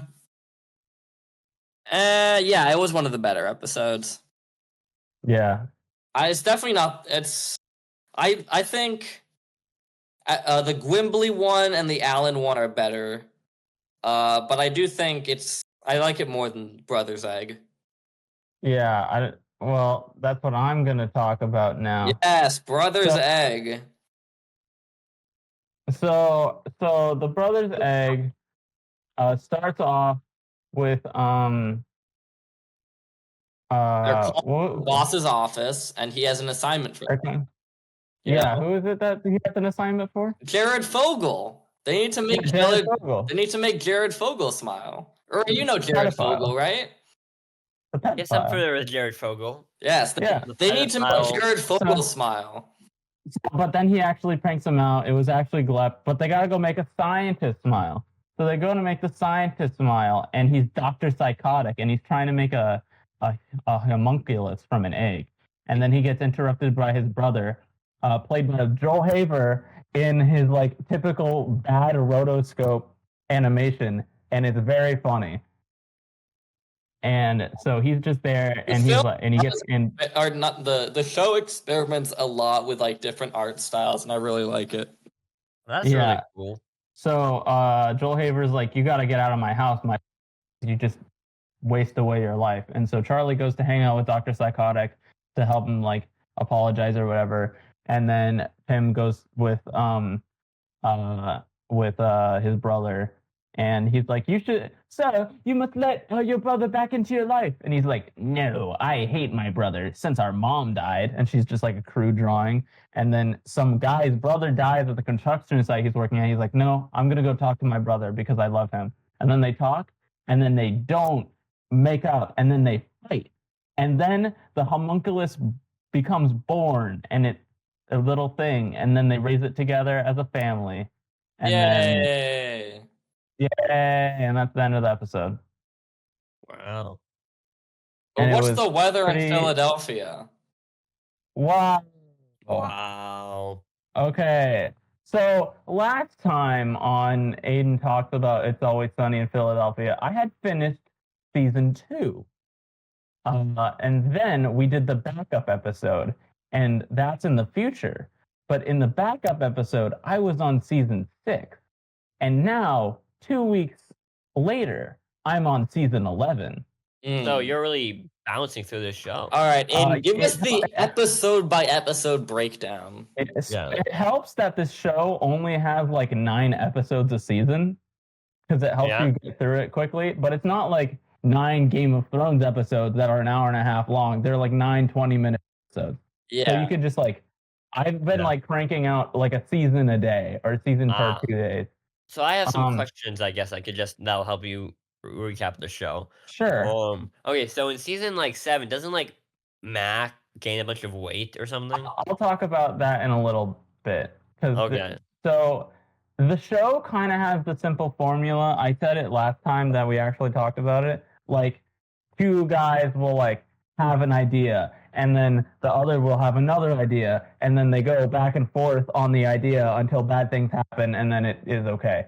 And that kind of still goes on for like most of the stuff. Like silly things happen, and bad things happen, and overall is just a really funny kind of a show. Where just weird nonsense happens all the time. Right? Yeah. and it feels the same through season 6. Season 6 is when they find an HD camera, so it doesn't look like it was recorded in 2002 and it doesn't look like a family home video because they had like $200 of budget. So they find a camera. Season 6 still feels like the first 5 seasons, but like an upgrade. It feels like an upgrade of the last couple seasons. It's just high quality now, and they have a budget. Season 7, I don't know how long the gap between season 6 and season 7 is, but season 7 is when they're like, all right, guys, we've hit our stride. We're doing like the episodes where it's like, we're like fundamentally changing the characters because we've been running for so long. Ooh, yeah. And like the characters change. They're still pretty similar. Like Charlie gets dumber, Frank gets more insane. Nobody gets flanderized or something. Dennis gets more rapey, and Dee is just more of a woman. Mac just gets fat. That's his whole thing, which is really funny. He becomes 13% of the population. Yeah, so he just becomes 13% of the population. I'm glad really Nicola's not here. He would make a lot of jokes. Well, this whole season's full of fat jokes, so. That's nice. They got Nicola on the writing team? That's great. Yeah, but like despite the fact that it like is definitely like they've stepped forward, they've changed a little bit, it still like feels like the same show. It still feels like the same show. I think Mac is like kind of at his best when he's fat. Yeah, but then he gets like get really ripped the next season, right? Yeah, like season 8, he just goes back to normal. But in season 8, this is where they kind of get a little flanderized. Everything kind of gets pushed. They start doing new things. It feels different. You can feel like the energy change in like I feel like we're pretty flanderized at this point in our show. Yeah, in the podcast, because definitely. Aiden is just the animation guy at this point. Beck is I'm just literally watching non-animated show. He's watching an 8-season show that's not animated, Uri. I'm kidding. 16-season show, Beck. Beck is blue, you know? Beck is blue. Yeah. That's why I like Blue Eye Samurai and Perfect Blue. I should make like a list of like blue stuff. Blue movies and shows that are good. But like season 8, season 9, season 10, I watched through all of those. They're good. They have good episodes. The Gang Saves the Day is a really funny episode. That's a season 9 one. Season 8 has like Charlie and Dee find love, and like the gang dines out, and the serial defense. Season 10 has this really, really fire episode. Like most of season 10 is like pretty not good, but it has an episode where it's like, guys, we're really different than what we used to be doing. Like our characters have dramatically changed since the beginning. Let's go back to the old stuff. Remember in 2006 when Mac wasn't gay and liked to bang women? That's what he's gonna do for this episode. Remember when Dennis was super suave and didn't get mad all the time? We're gonna go back and do that. And Frank is like, I need to find a new gang because we've changed so much. Like season 10 like calls like attention to the fact that this is something that's been changing. And that's cool. It is cool. But season 10 has, I think, one of my like top 2 episodes of the show. I think top episode is The Nightman Cometh, which is the season 4 finale. I hear that so much that people love that episode. It's an episode where Charlie writes a musical, and we don't know and it's just like a good musical. It's a really funny episode.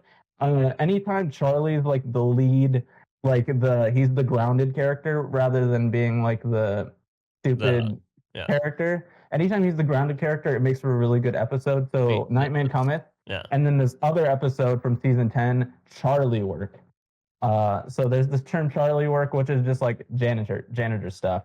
And today they're doing a health inspection, and if they fail, and they're like, Charlie comes into work, he's like, guys, we have the health inspection, we got to clean up the place. I cleaned it up last night. What the hell are you doing? He comes in, there's just a bunch of chickens everywhere. They're doing a chicken airline miles scheme today on the day that the health inspection is.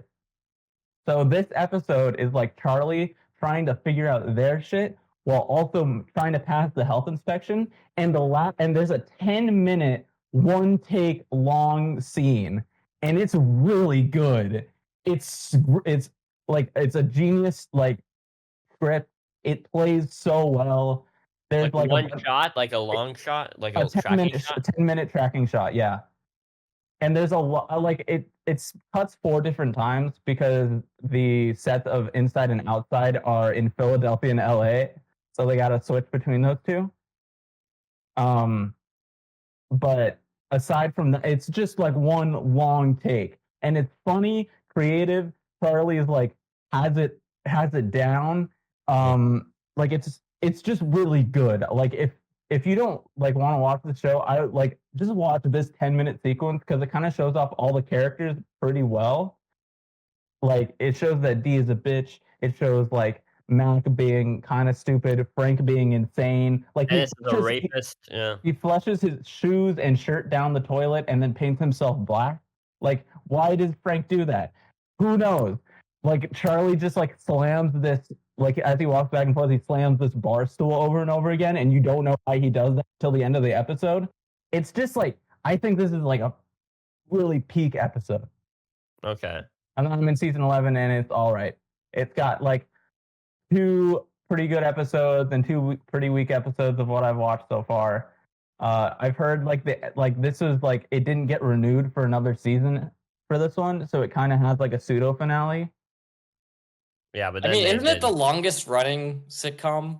It is the longest running American Live sitcom. action. Yeah, I don't Yeah. feel like they'd stop it now. Yeah, no. It seems like the type of thing that would probably go on forever. Because I'm surprised they don't have a movie yet. In all yeah, honesty, that seems like a perfect one for a movie. But it seems like that type of thing because like all the actors can do this show while also doing their own things because like they all have like movies and stuff. Yeah. that's true. Well, Charlie Day's I know busy in being season- Luigi. I know in season 13, like Dennis gets written out of the show, or one of the seasons, Dennis gets written out of the show He had because his he's own AP Bio show, I think. Yeah. because he has his own something happening. Yeah, I watched it. It was fine. Yeah, and he's also in like he was in the Blackberry movie where he did a pretty good job from Yeah, what I heard. but Dennis gets written out of the show for a little bit, so that's something. But Yeah. like, all the characters are super strong. They do still fall into like their character types. The episode "The Gang Saves the Day" like is like definitely like this is what each character is. It's about like they're stuck in a convenience store, and then they each imagine like they're stuck in a convenience store with a robber, and they each imagine like what they're gonna do for the scenario. Like Mac uses his badass karate skills to fight the mafia, and then he dies and goes to heaven and hangs out with buff-bodied God. Dennis gets shot in the head and gets nursed back to life by a big boob woman, and then he kills the big boob woman. Dee like just becomes a really good actor, and Frank eats hot dogs, and Charlie gets married to his love interest, and it plays in an Up animated sequence, and like it just I think like if you want to know like baseline everyone's character in a nutshell, this is like the perfect nutshell episode for each character. All right. But overall, show is pretty good. I'm definitely gonna like keep watching it. Hopefully, I'll be done by next time. I really want. Beck I and really want. RWBY. I want to start watching this show. All It's right. very funny. Can we get into the 3 big movies? Three. of This the is how we're day? gonna You end mean it. 4? There's 4 big movies. 4. 3. Yeah, no 4. Because me and Uri both watched Mad Max Fury Road. So let's go actually gotta in talk order about that we Muppets. watched them. So start with Muppets. We're gonna start with So I dragged everyone to the theater so we could watch. I am the Muppets, one who the told you original about movie. this. And then I dragged everyone to the theater so we could watch the movie. You dragged Uri and Nicola. I wanted to come. Okay, So- that's gonna play back. It is gonna bite me in the ass, but Okay. So let's talk about what happened in the movie. So, well, I don't want to talk about what happened in the let's movie. have Uri The movie explain the happened. movie. Yeah, Uri can explain the movie. He's the middle ground between me and I'll explain Beck. Furiosa. You can explain F. I'll Okay. explain Mad Max. We can explain Mad Max as Okay, well. so Yeah. the Muppets, like there's it's kind of like a meta movie where like the Muppets are watching how they like they made a movie about themselves on how they got together And like how they Kermit made a doing it. movie. Yeah, and like Kermit says like, it's not that realistic to how it things out, but it's mostly realistic. He says to us like, what's the young little His frog? nephew. Yeah, I'm not gonna tell you his name. Okay. And then His name is Robin. His name is Robin. I I then forgot his like name for a second. and then Kermit's on like a pond and like he meets like this Hollywood No, guy, whoa. like this No, Hollywood guy. no, Uri. Someday we'll find it. The Rainbow Okay, sing, Connection. He sings he Rainbow sings- Connection. Fire. He Iconic does Okay. scene. Rainbow Connection. This is where Okay. it originates from. I think. I don't know if it's in the Muppet Show actually. And so then he wants to go to Hollywood, and he meets this guy he meets Fonzie Bear at like Ozzy Bear. Fozzie Bear. Did I say Fonzie? I said Fozzie Bear. Fozzie Bear at like at this like what was it, like a bar or something? It's like a bar restaurant, I guess. That was a And dancing like club. the dancing club. And so then like, they decided to go to Hollywood together, but guess what? There's like this guy in charge of like this I guess frog legs restaurant chain, I guess, or something. And he really wants Kermit to be like the spokesperson. And he's gonna keep chasing Kermit until he does it. And along the way, Kermit meets a bunch of different Muppets, and like they kind of go on this journey together to get to Hollywood. But the guy's still after them. He meets Miss Piggy, and they go on a date. But then the Frog Legs guys all like kidnaps her and him, and then like he's gonna turn Kermit's brain into mush so he can control him. But Kermit makes it out okay. And then Miss Piggy's all like, I have to go do a commercial. But then she comes back later. They continue to Hollywood, but then the guy, they meet the guy again, but he's like, and like Kermit's all like, "Come on, you don't need to do this.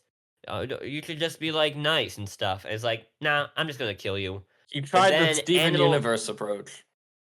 Yeah. True. But then Animal becomes big, and like they're like scared and all like, they like they get they what happens to the guys? Do they run away, right? They just run away. Yeah. Yeah, okay. They just run away, and then they finally make it to Hollywood, and they meet like that was Orson Welles, right? And He's the guy and, that wrote like, 1984. the That is not true. yeah, that is George Orwell. George Orwell. George Orwell. No, I then- swear Aiden turned to me and was like, is that the guy that wrote 1984? No, It and then like George Orwell is like, get them like a rich and famous contract. He tells the secretary, and then they do like, and then they were like on the movie set, and they sing a song, and yeah, that's kind of the movie. And that's the end. George Orwell. And okay, Yeah. I'll say before you guys have your big fight or something, I'm just Sure. gonna say my middle ground opinion. I thought it was a nice, enjoyable movie. I can see why someone who's really into the Muppets would like to watch this one in theaters. It was a nice little movie. It's like a good, fun road trip movie. I thought it was a bit. I didn't love the villain that much. I thought it was fine. I felt like maybe obviously it's a Muppets movie, but maybe could have had some more interesting motivation. But it's fine. He was an interesting character. I thought it was like a nice, okay movie, and so that's why I gave it. I think I gave it like a 3 or a 3.5. You gave it a 3. A 3, and so like I enjoyed it. Yeah. So Beck, what do you? Let me just give my thoughts. Okay, I think this is an average movie. I laughed at a lot of the jokes. I thought it was kind of interesting at some points, but I wasn't engaged in it the whole time. But it definitely felt like an Aiden Shoemaker movie. And I see. That's not. Why do you make that sound like a fucking slur? What, Yeah. an Aiden Shoemaker movie. No, okay, no, it's like I know your style of comedy, and this felt like something that you'd like, Yeah. And what was, yeah. I see why people like it. It just didn't vibe with me personally. Yeah, so that's okay. I understand not vibing with a movie, but What do you give him Letterboxd, Beck? He gave it a 2.5. 2.5. Me personally. A 2.5. Yeah. So That's okay. below. I That's understand that's kind of like that's a little bit worse than average, I would say. In Beck's opinion, that's a 5 out of 10. That's not a Wow. Yeah. Beck, and Okay. that's a Well, a 50, 5 out of and 10 is average. Okay. I would say like a 3 is like an average. Yeah. That's why it's in the middle. That's why it's But, in your guys. That's in your guys' rating scale. Mine's different. But Beck, your rating scale is Mine's fucked. different. My Dude, your rating. rating scale What do is you mean so my messed up. rating scale is fucked? That's why it's. How Like, is sometimes I look through your letterbox and look at stuff and I say, how did you rate this at this level? Okay, keep in mind a lot of those ratings are like from me randomly putting in stuff I watched like 8 years ago. So Yeah. it's not like my current opinions on them. You gave Bill and Ted's Excellent Adventure a 1.5. I gave it 1.5? No, what did you give it? I did don't know not that give it is. a 1.5. That's a fire movie. So it's not like my Yeah, okay, you didn't give it anything higher than a 2. I No, don't think. no, I gave that a at least like Okay, Three, you I guys think. talk about Muppets. I'll research this. no. Okay, yeah. Okay. Yeah, you figure out what he gave Bill and Ted's Okay. Excellent Adventure. Keep in mind my rating scale has changed, so I don't like trust the ones that are not recent.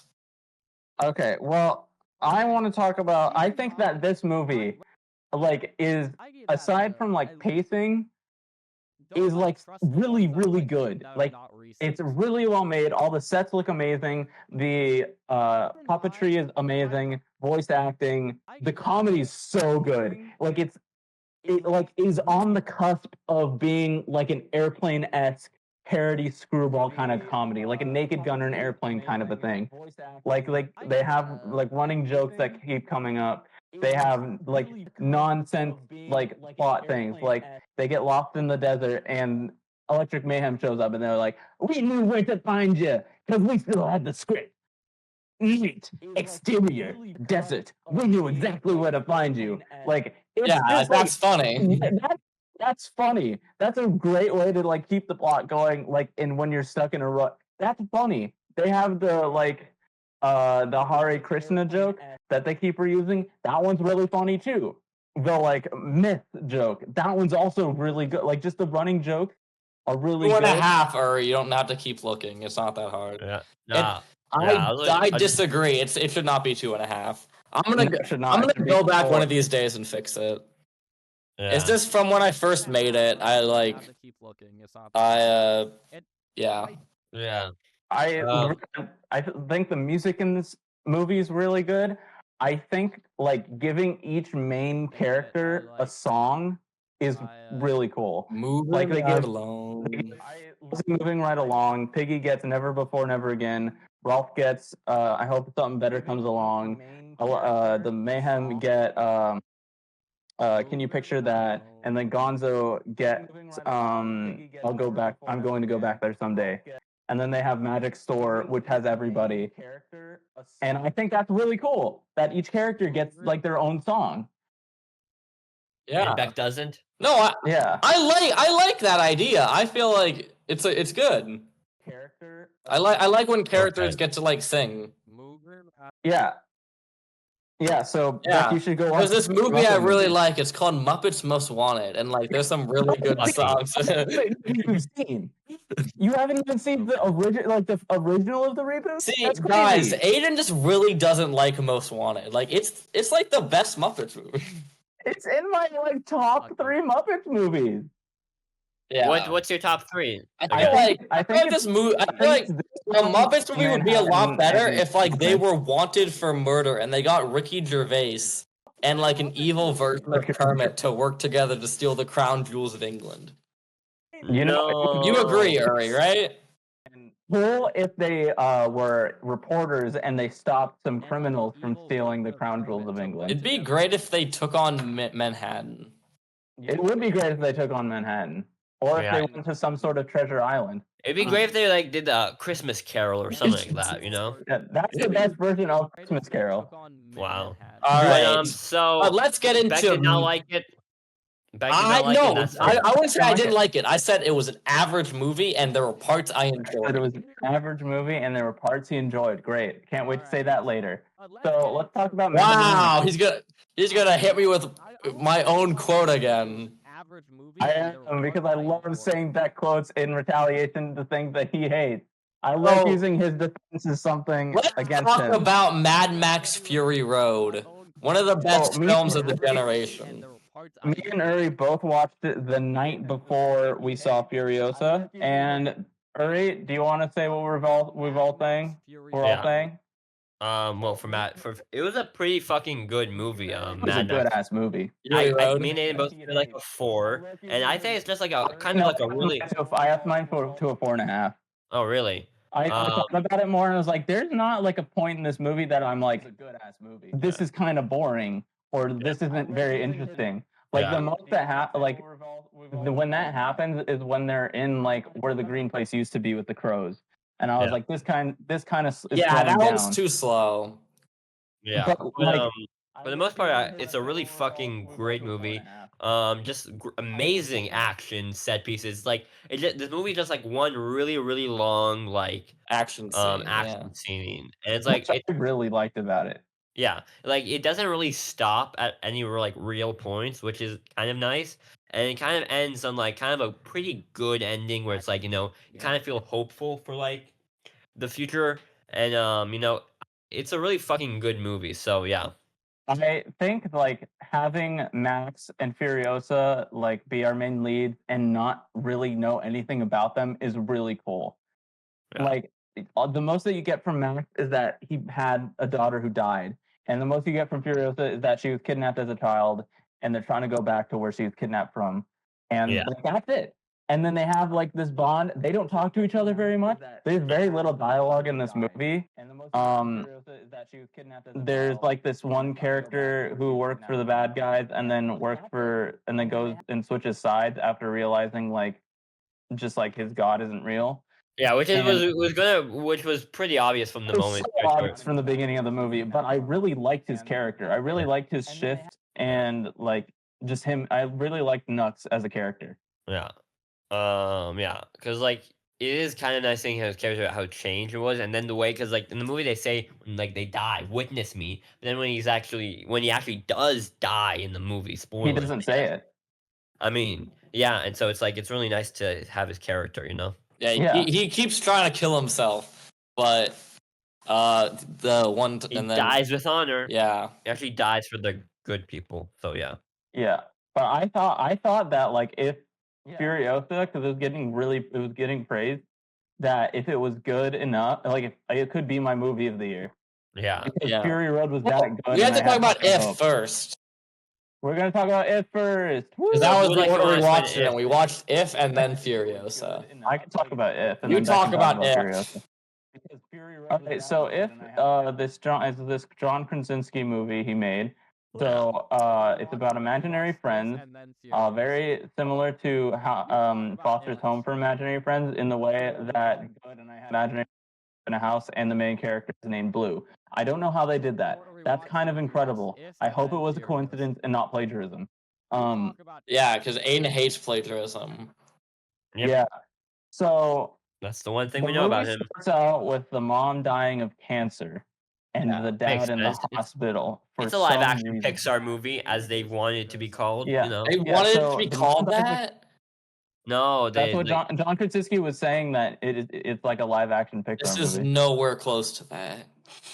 So the mom dies of cancer, and John Krasinski goes to the hospital for some reason, and then It's never explained Uh, what disease he has, except a he broken has a heart. broken heart. Yeah, so he dies of a broken heart, and the girl is like, "Wow, I can see imaginary I'm not friends." a kid anymore. Reynolds- She keeps saying Why that. would you? Ryan Reynolds, I'm not a kid. I shouldn't see imaginary friends. He says, "Well, suck it up, Buttercup. We're gonna go help these imaginary friends." And then they go. Okay, help you're the like imaginary completely friends? butchering No. his character. He doesn't want her to help out, but she like convinces him. Well, no, I'm saying no. I said she doesn't want to see them, and then he says, "Suck up, Buttercup," and then they go and help the imaginary friends, and then they help them by turning them pink. and they glow. Yes. And I don't know what that does. When I, I literally have no idea what that means. the plot was so weird because it was like, okay, we need to find a way to relocate these imaginary friends. But then it also shifts to them just reuniting the imaginary friends with the original people. Yeah. Just randomly. So that felt weird. It definitely felt like they forgot what the plot was. And they didn't explain what anything was. Like, why Yeah. did they turn pink? What did that mean? Who knows? And also, it was really weird just having grown-ass Ryan Reynolds and a 12-year-old girl walk around New York City. That felt kind of weird, right? Yeah. Yeah.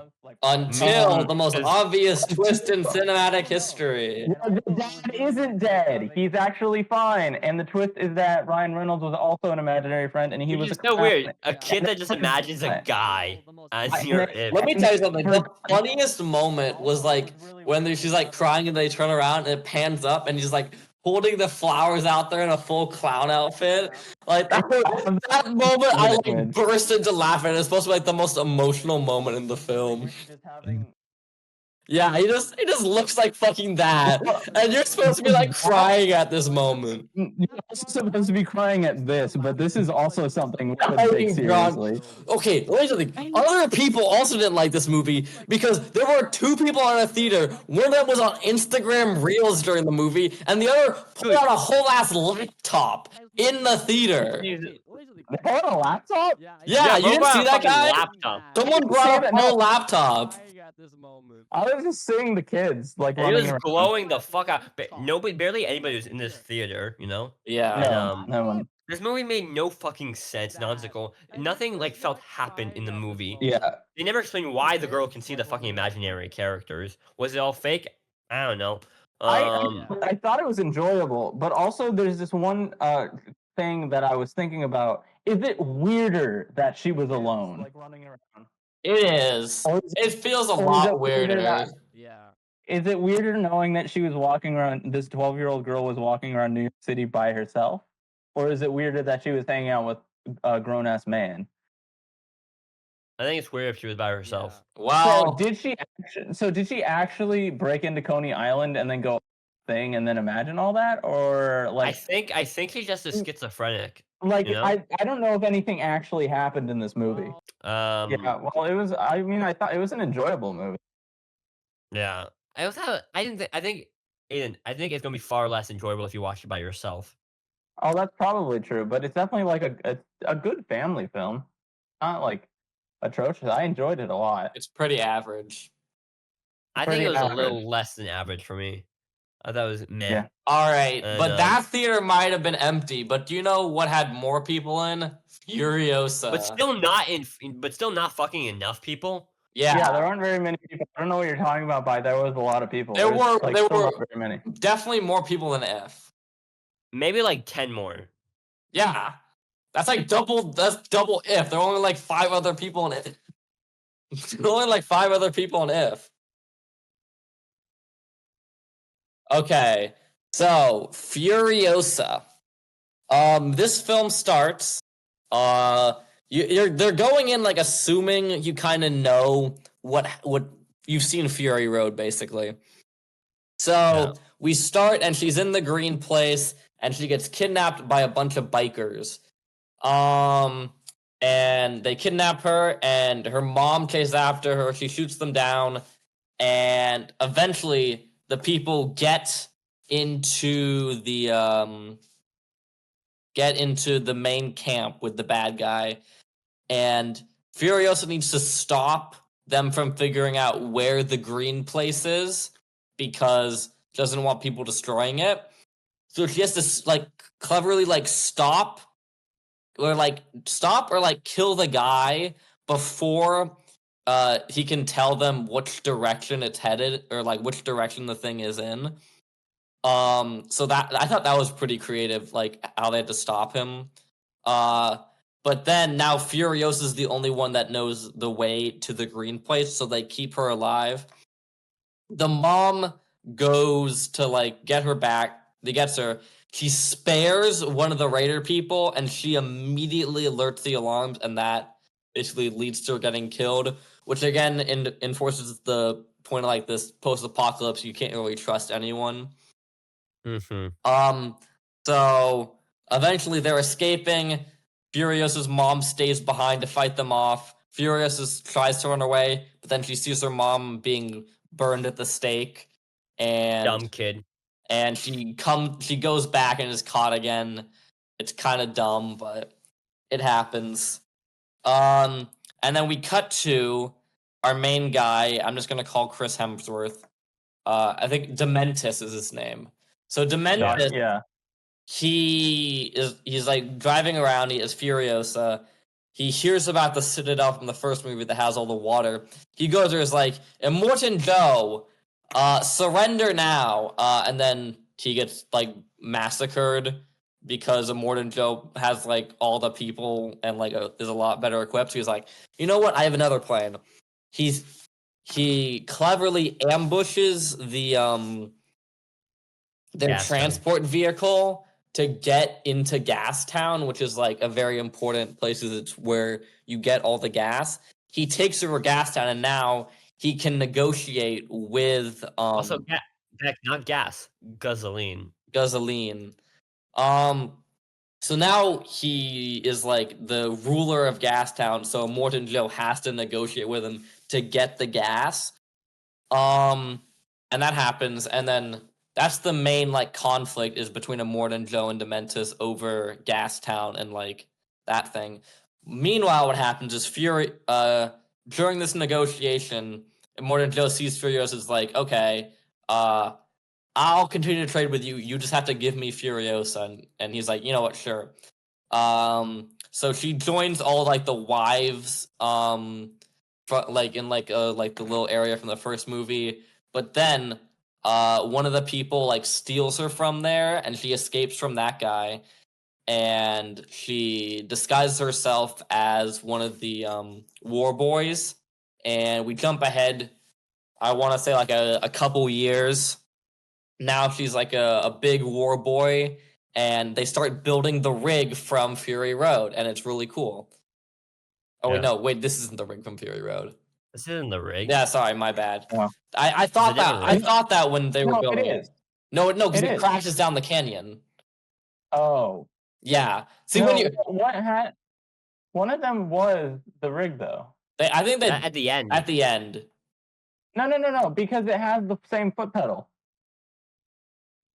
I think parts of that rig become the other rig. Maybe. Because it has the same foot pedal. Okay, but so they build the rig, and I thought it was from Fury Road, but no, this one crashes later. They build it, and they're like, now we have the first big like action scene of the movie where, well, like the first one's a minor action scene, but this is like the first big one where they have to go to, I believe it's Gastown, and they get attacked by all those people on the bikes, and it's really cool because they have like they start with like a ton of hang gliders. One guy has like a fan strapped to his back with a parachute, so they're flying, getting pulled along with the bike. It's like, if you've seen Fury Road, you know like how amazing the action is, and it's just more of that. It's so amazing. You have that, and then you have, they go to the Bullet Farm, and the Bullet Farm is like, okay, they are really bad at managing Gastown. We need to we need to change the leadership. We need to get Dementis out of there. So they go to Gastown to get the thing, but he won't give it to him because there's fighting in Gastown. So now they don't have the gas. They're like, okay, we need to do a full-on raid of Gastown to win. So like, okay, go to the Bullet Farm, get all the stuff get all the ammunition you can. So they go to the Bullet Farm, and they're like, something's off. Dementis is already there, and it's an ambush, and we get another amazing action scene. And it ends with Furiosa and the guy who drives the war rig, who I thought was a pretty fun character. They're working together. I missed a couple scenes with him, but like they bonded. They became like co-drivers. I think they bonded way too quickly. You know, A I bit. hated that guy. That guy sucked. He That didn't guy do was anything. cool. He was kind of a nothing character. He I was would a say. nothing character, but he seemed like a cool guy. Wow. He was introduced to be a love interest, and then that's it. That's all And then he he, did. and then He was not meant to be a love interest. They were just friends, Aiden. No, Beck, I'm pretty sure you watched a different movie. I think this is why you liked it more than I did. Okay, and then eventually the two of them run away together. Okay, this might have actually been a love story. Okay. Oh my god. Okay.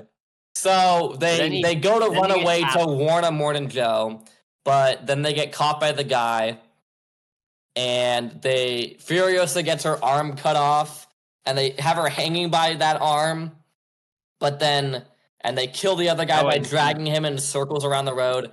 But Furiosa, since the arm was broken, she rips it off, has half her arm missing, and starts running across the desert. I don't think he dies there. I think he does. Yeah, he does. He died. We don't see him again. Yeah, that doesn't mean he died. They drove him around in circles on the ground in motorized vehicles for like 8 hours, bro. Yeah, he was still alive at the end of that. Aiden, he wasn't. Anyway, but he might as well be dead because narratively he doesn't. Yeah, and then we get to they like go warn Morton Joe, and Morton Joe's like, okay, so now we must attack Gastown. And they go and they attack Gastown, and they're like, okay, a war happened off screen. The forces are weakened. Dementus is weak. So they're like, everyone get your armies, we're going after Dementus. And then Furious is like, give me a car. She gets like a really busted down car. She steals the good car, and now she's chasing after the last 5 men along with Dementus. They split up. She eventually finds Dementus, and there's a really badass scene where she's like, do you remember who I am? That if I look up, did Jack die in the movie? And there's like a bunch of articles saying, did he die? I'm pretty sure that it was open for debate. Like it's whether he open died. for debate. Well, that's a debate that anytime a character doesn't explicitly die, they're like, did he die? Because like, you see things like fucking Better Call Saul. Did Chuck McGill die? Because we don't actually see the body.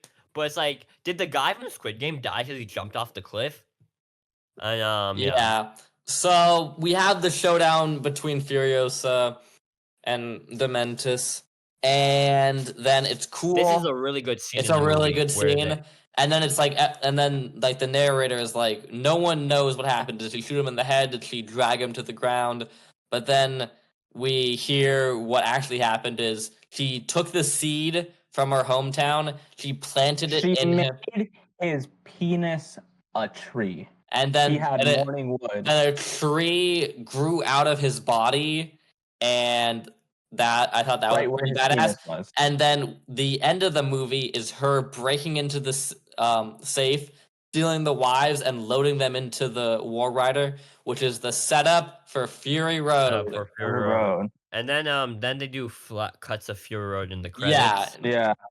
And something interesting, it doesn't really matter that much, but in the Wikipedia for the plot of this movie I read, it said an unreliable narrator said what happened to like Dementus. So I personally think he probably was just shot in the head. Yeah. It seems kind of more simple because like I think that just maybe a narrator.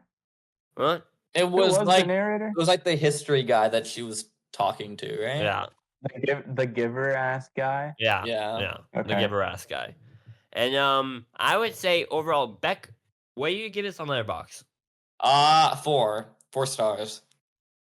I gave it 3.5. It's like I gave it a 3.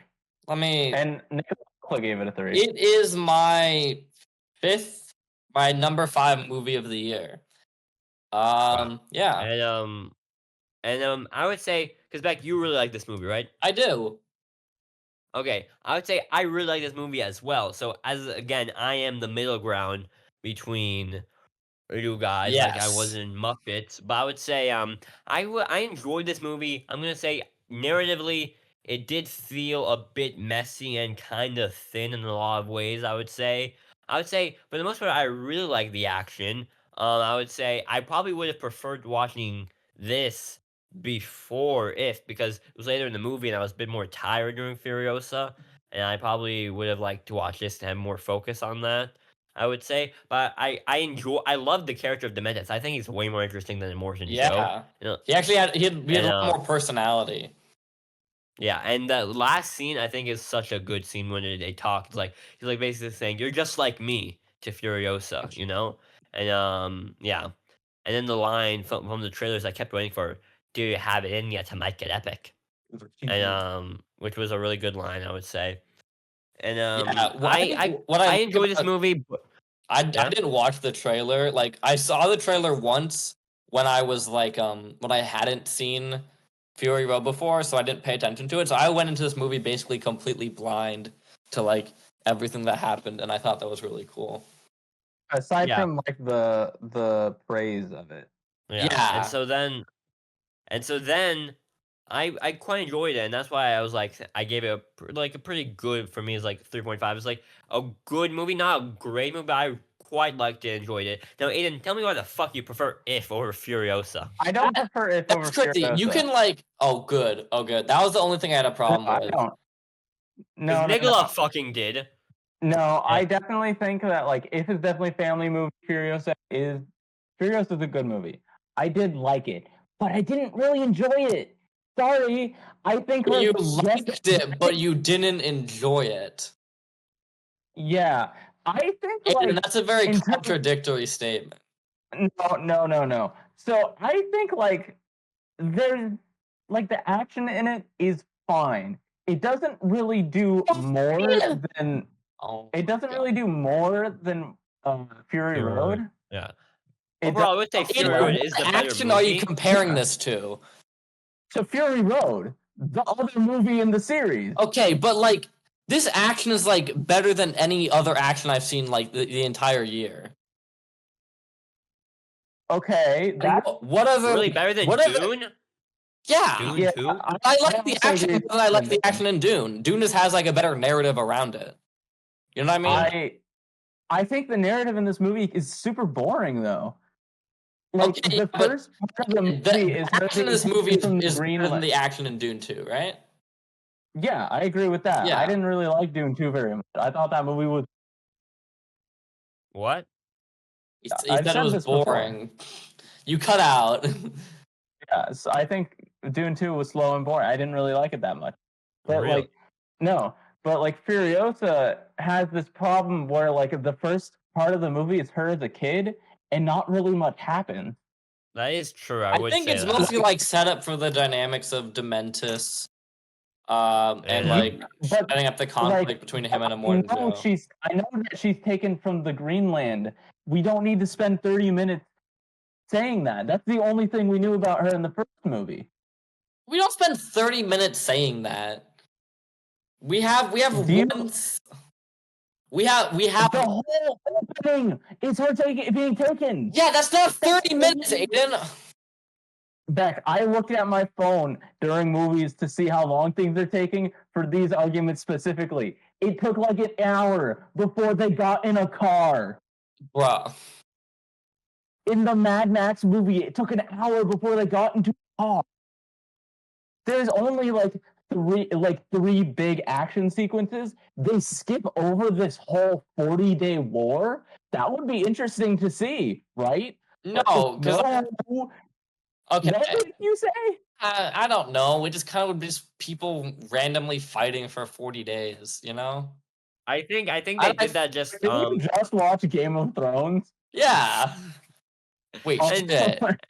Okay, And this guys, is we the- need to wrap it up soon. I'm getting the low battery warning on my Mac. Okay, wow. this is the last thing we're talking about, so it's fine. Anyway, no, but you gotta remember, Beck. So is Furiosa the movie that made you like movies again? No, that was Marcel the Shell with shoes on. Okay, but This movie no, was I still would really say good. I love just like the I think action they scenes did were this- just like it was so good. I think they did the 40-day thing just to show kind of like, you know, like they skipped Yeah. over that because like it would tell you nothing more about the story because it shows like war is kind of pointless in a lot of ways. That's like You know, it's like Yeah. I think it wouldn't really add that much, but I would say it probably could have probably been that its own movie. But I think they're trying to trying to prove a point by skipping over it. I do think though, like this movie could have done more action, less exposition and character building. Yeah. But that's not really what I want to see in my action car chase movie, right? Yeah, I feel like the movie probably could have started at like the hijacking the rig with like Jack. Yeah, Like I think that would have that. been a great opening if they Yeah. started there and then they could do flashbacks, like Yeah. short flashbacks, like something that they did in Fury Road. Yeah, I don't that know, probably. like Fury Road starts off with a hook. Like the first 30 minutes felt like 10 to me, just because Yeah. that movie was just like Yeah. fast, good, like right into it. Yeah. I They did wish that with Fu- this. Yeah. I wish Furiosa was more similar to Fury Road. They feel too different for being in the same like. But I also feel in like the he same wanted series to do continuity. Fury Road 2, you know? It's like another chase That's thing. what I wanted. Yeah. I feel like he just That's wanted what I wanted. he wanted to do something more narrative focused for this one. Yeah, but I would say I feel like my biggest issue with the movie is like I don't feel like anything from Jack or his death or anything like that character. No, For someone who seems like who's probably important. is a core of the movie, I feel like he was like a nothing character He that did they nothing. probably he should have been there from the beginning of the movie and maybe like die in like the third act or something. That's why like what you said, like if it started from hijacking the rig, that would be a good spot to start. Yeah. Yeah. All right. But, well, I guess we yeah. recommend Fury Road for you guys. No, we recommend all of Wallace and Gromit. Go watch Wallace and We Gromit. I recommend Mad Max Fury Road. I'm Remember gonna to go always out use random. I Celsius. recommend. I'm Oh. gonna recommend Banshees of Inisherin. Good movie. Watch it. Sure. All right. Bye, everybody. Use Celsius. Bye.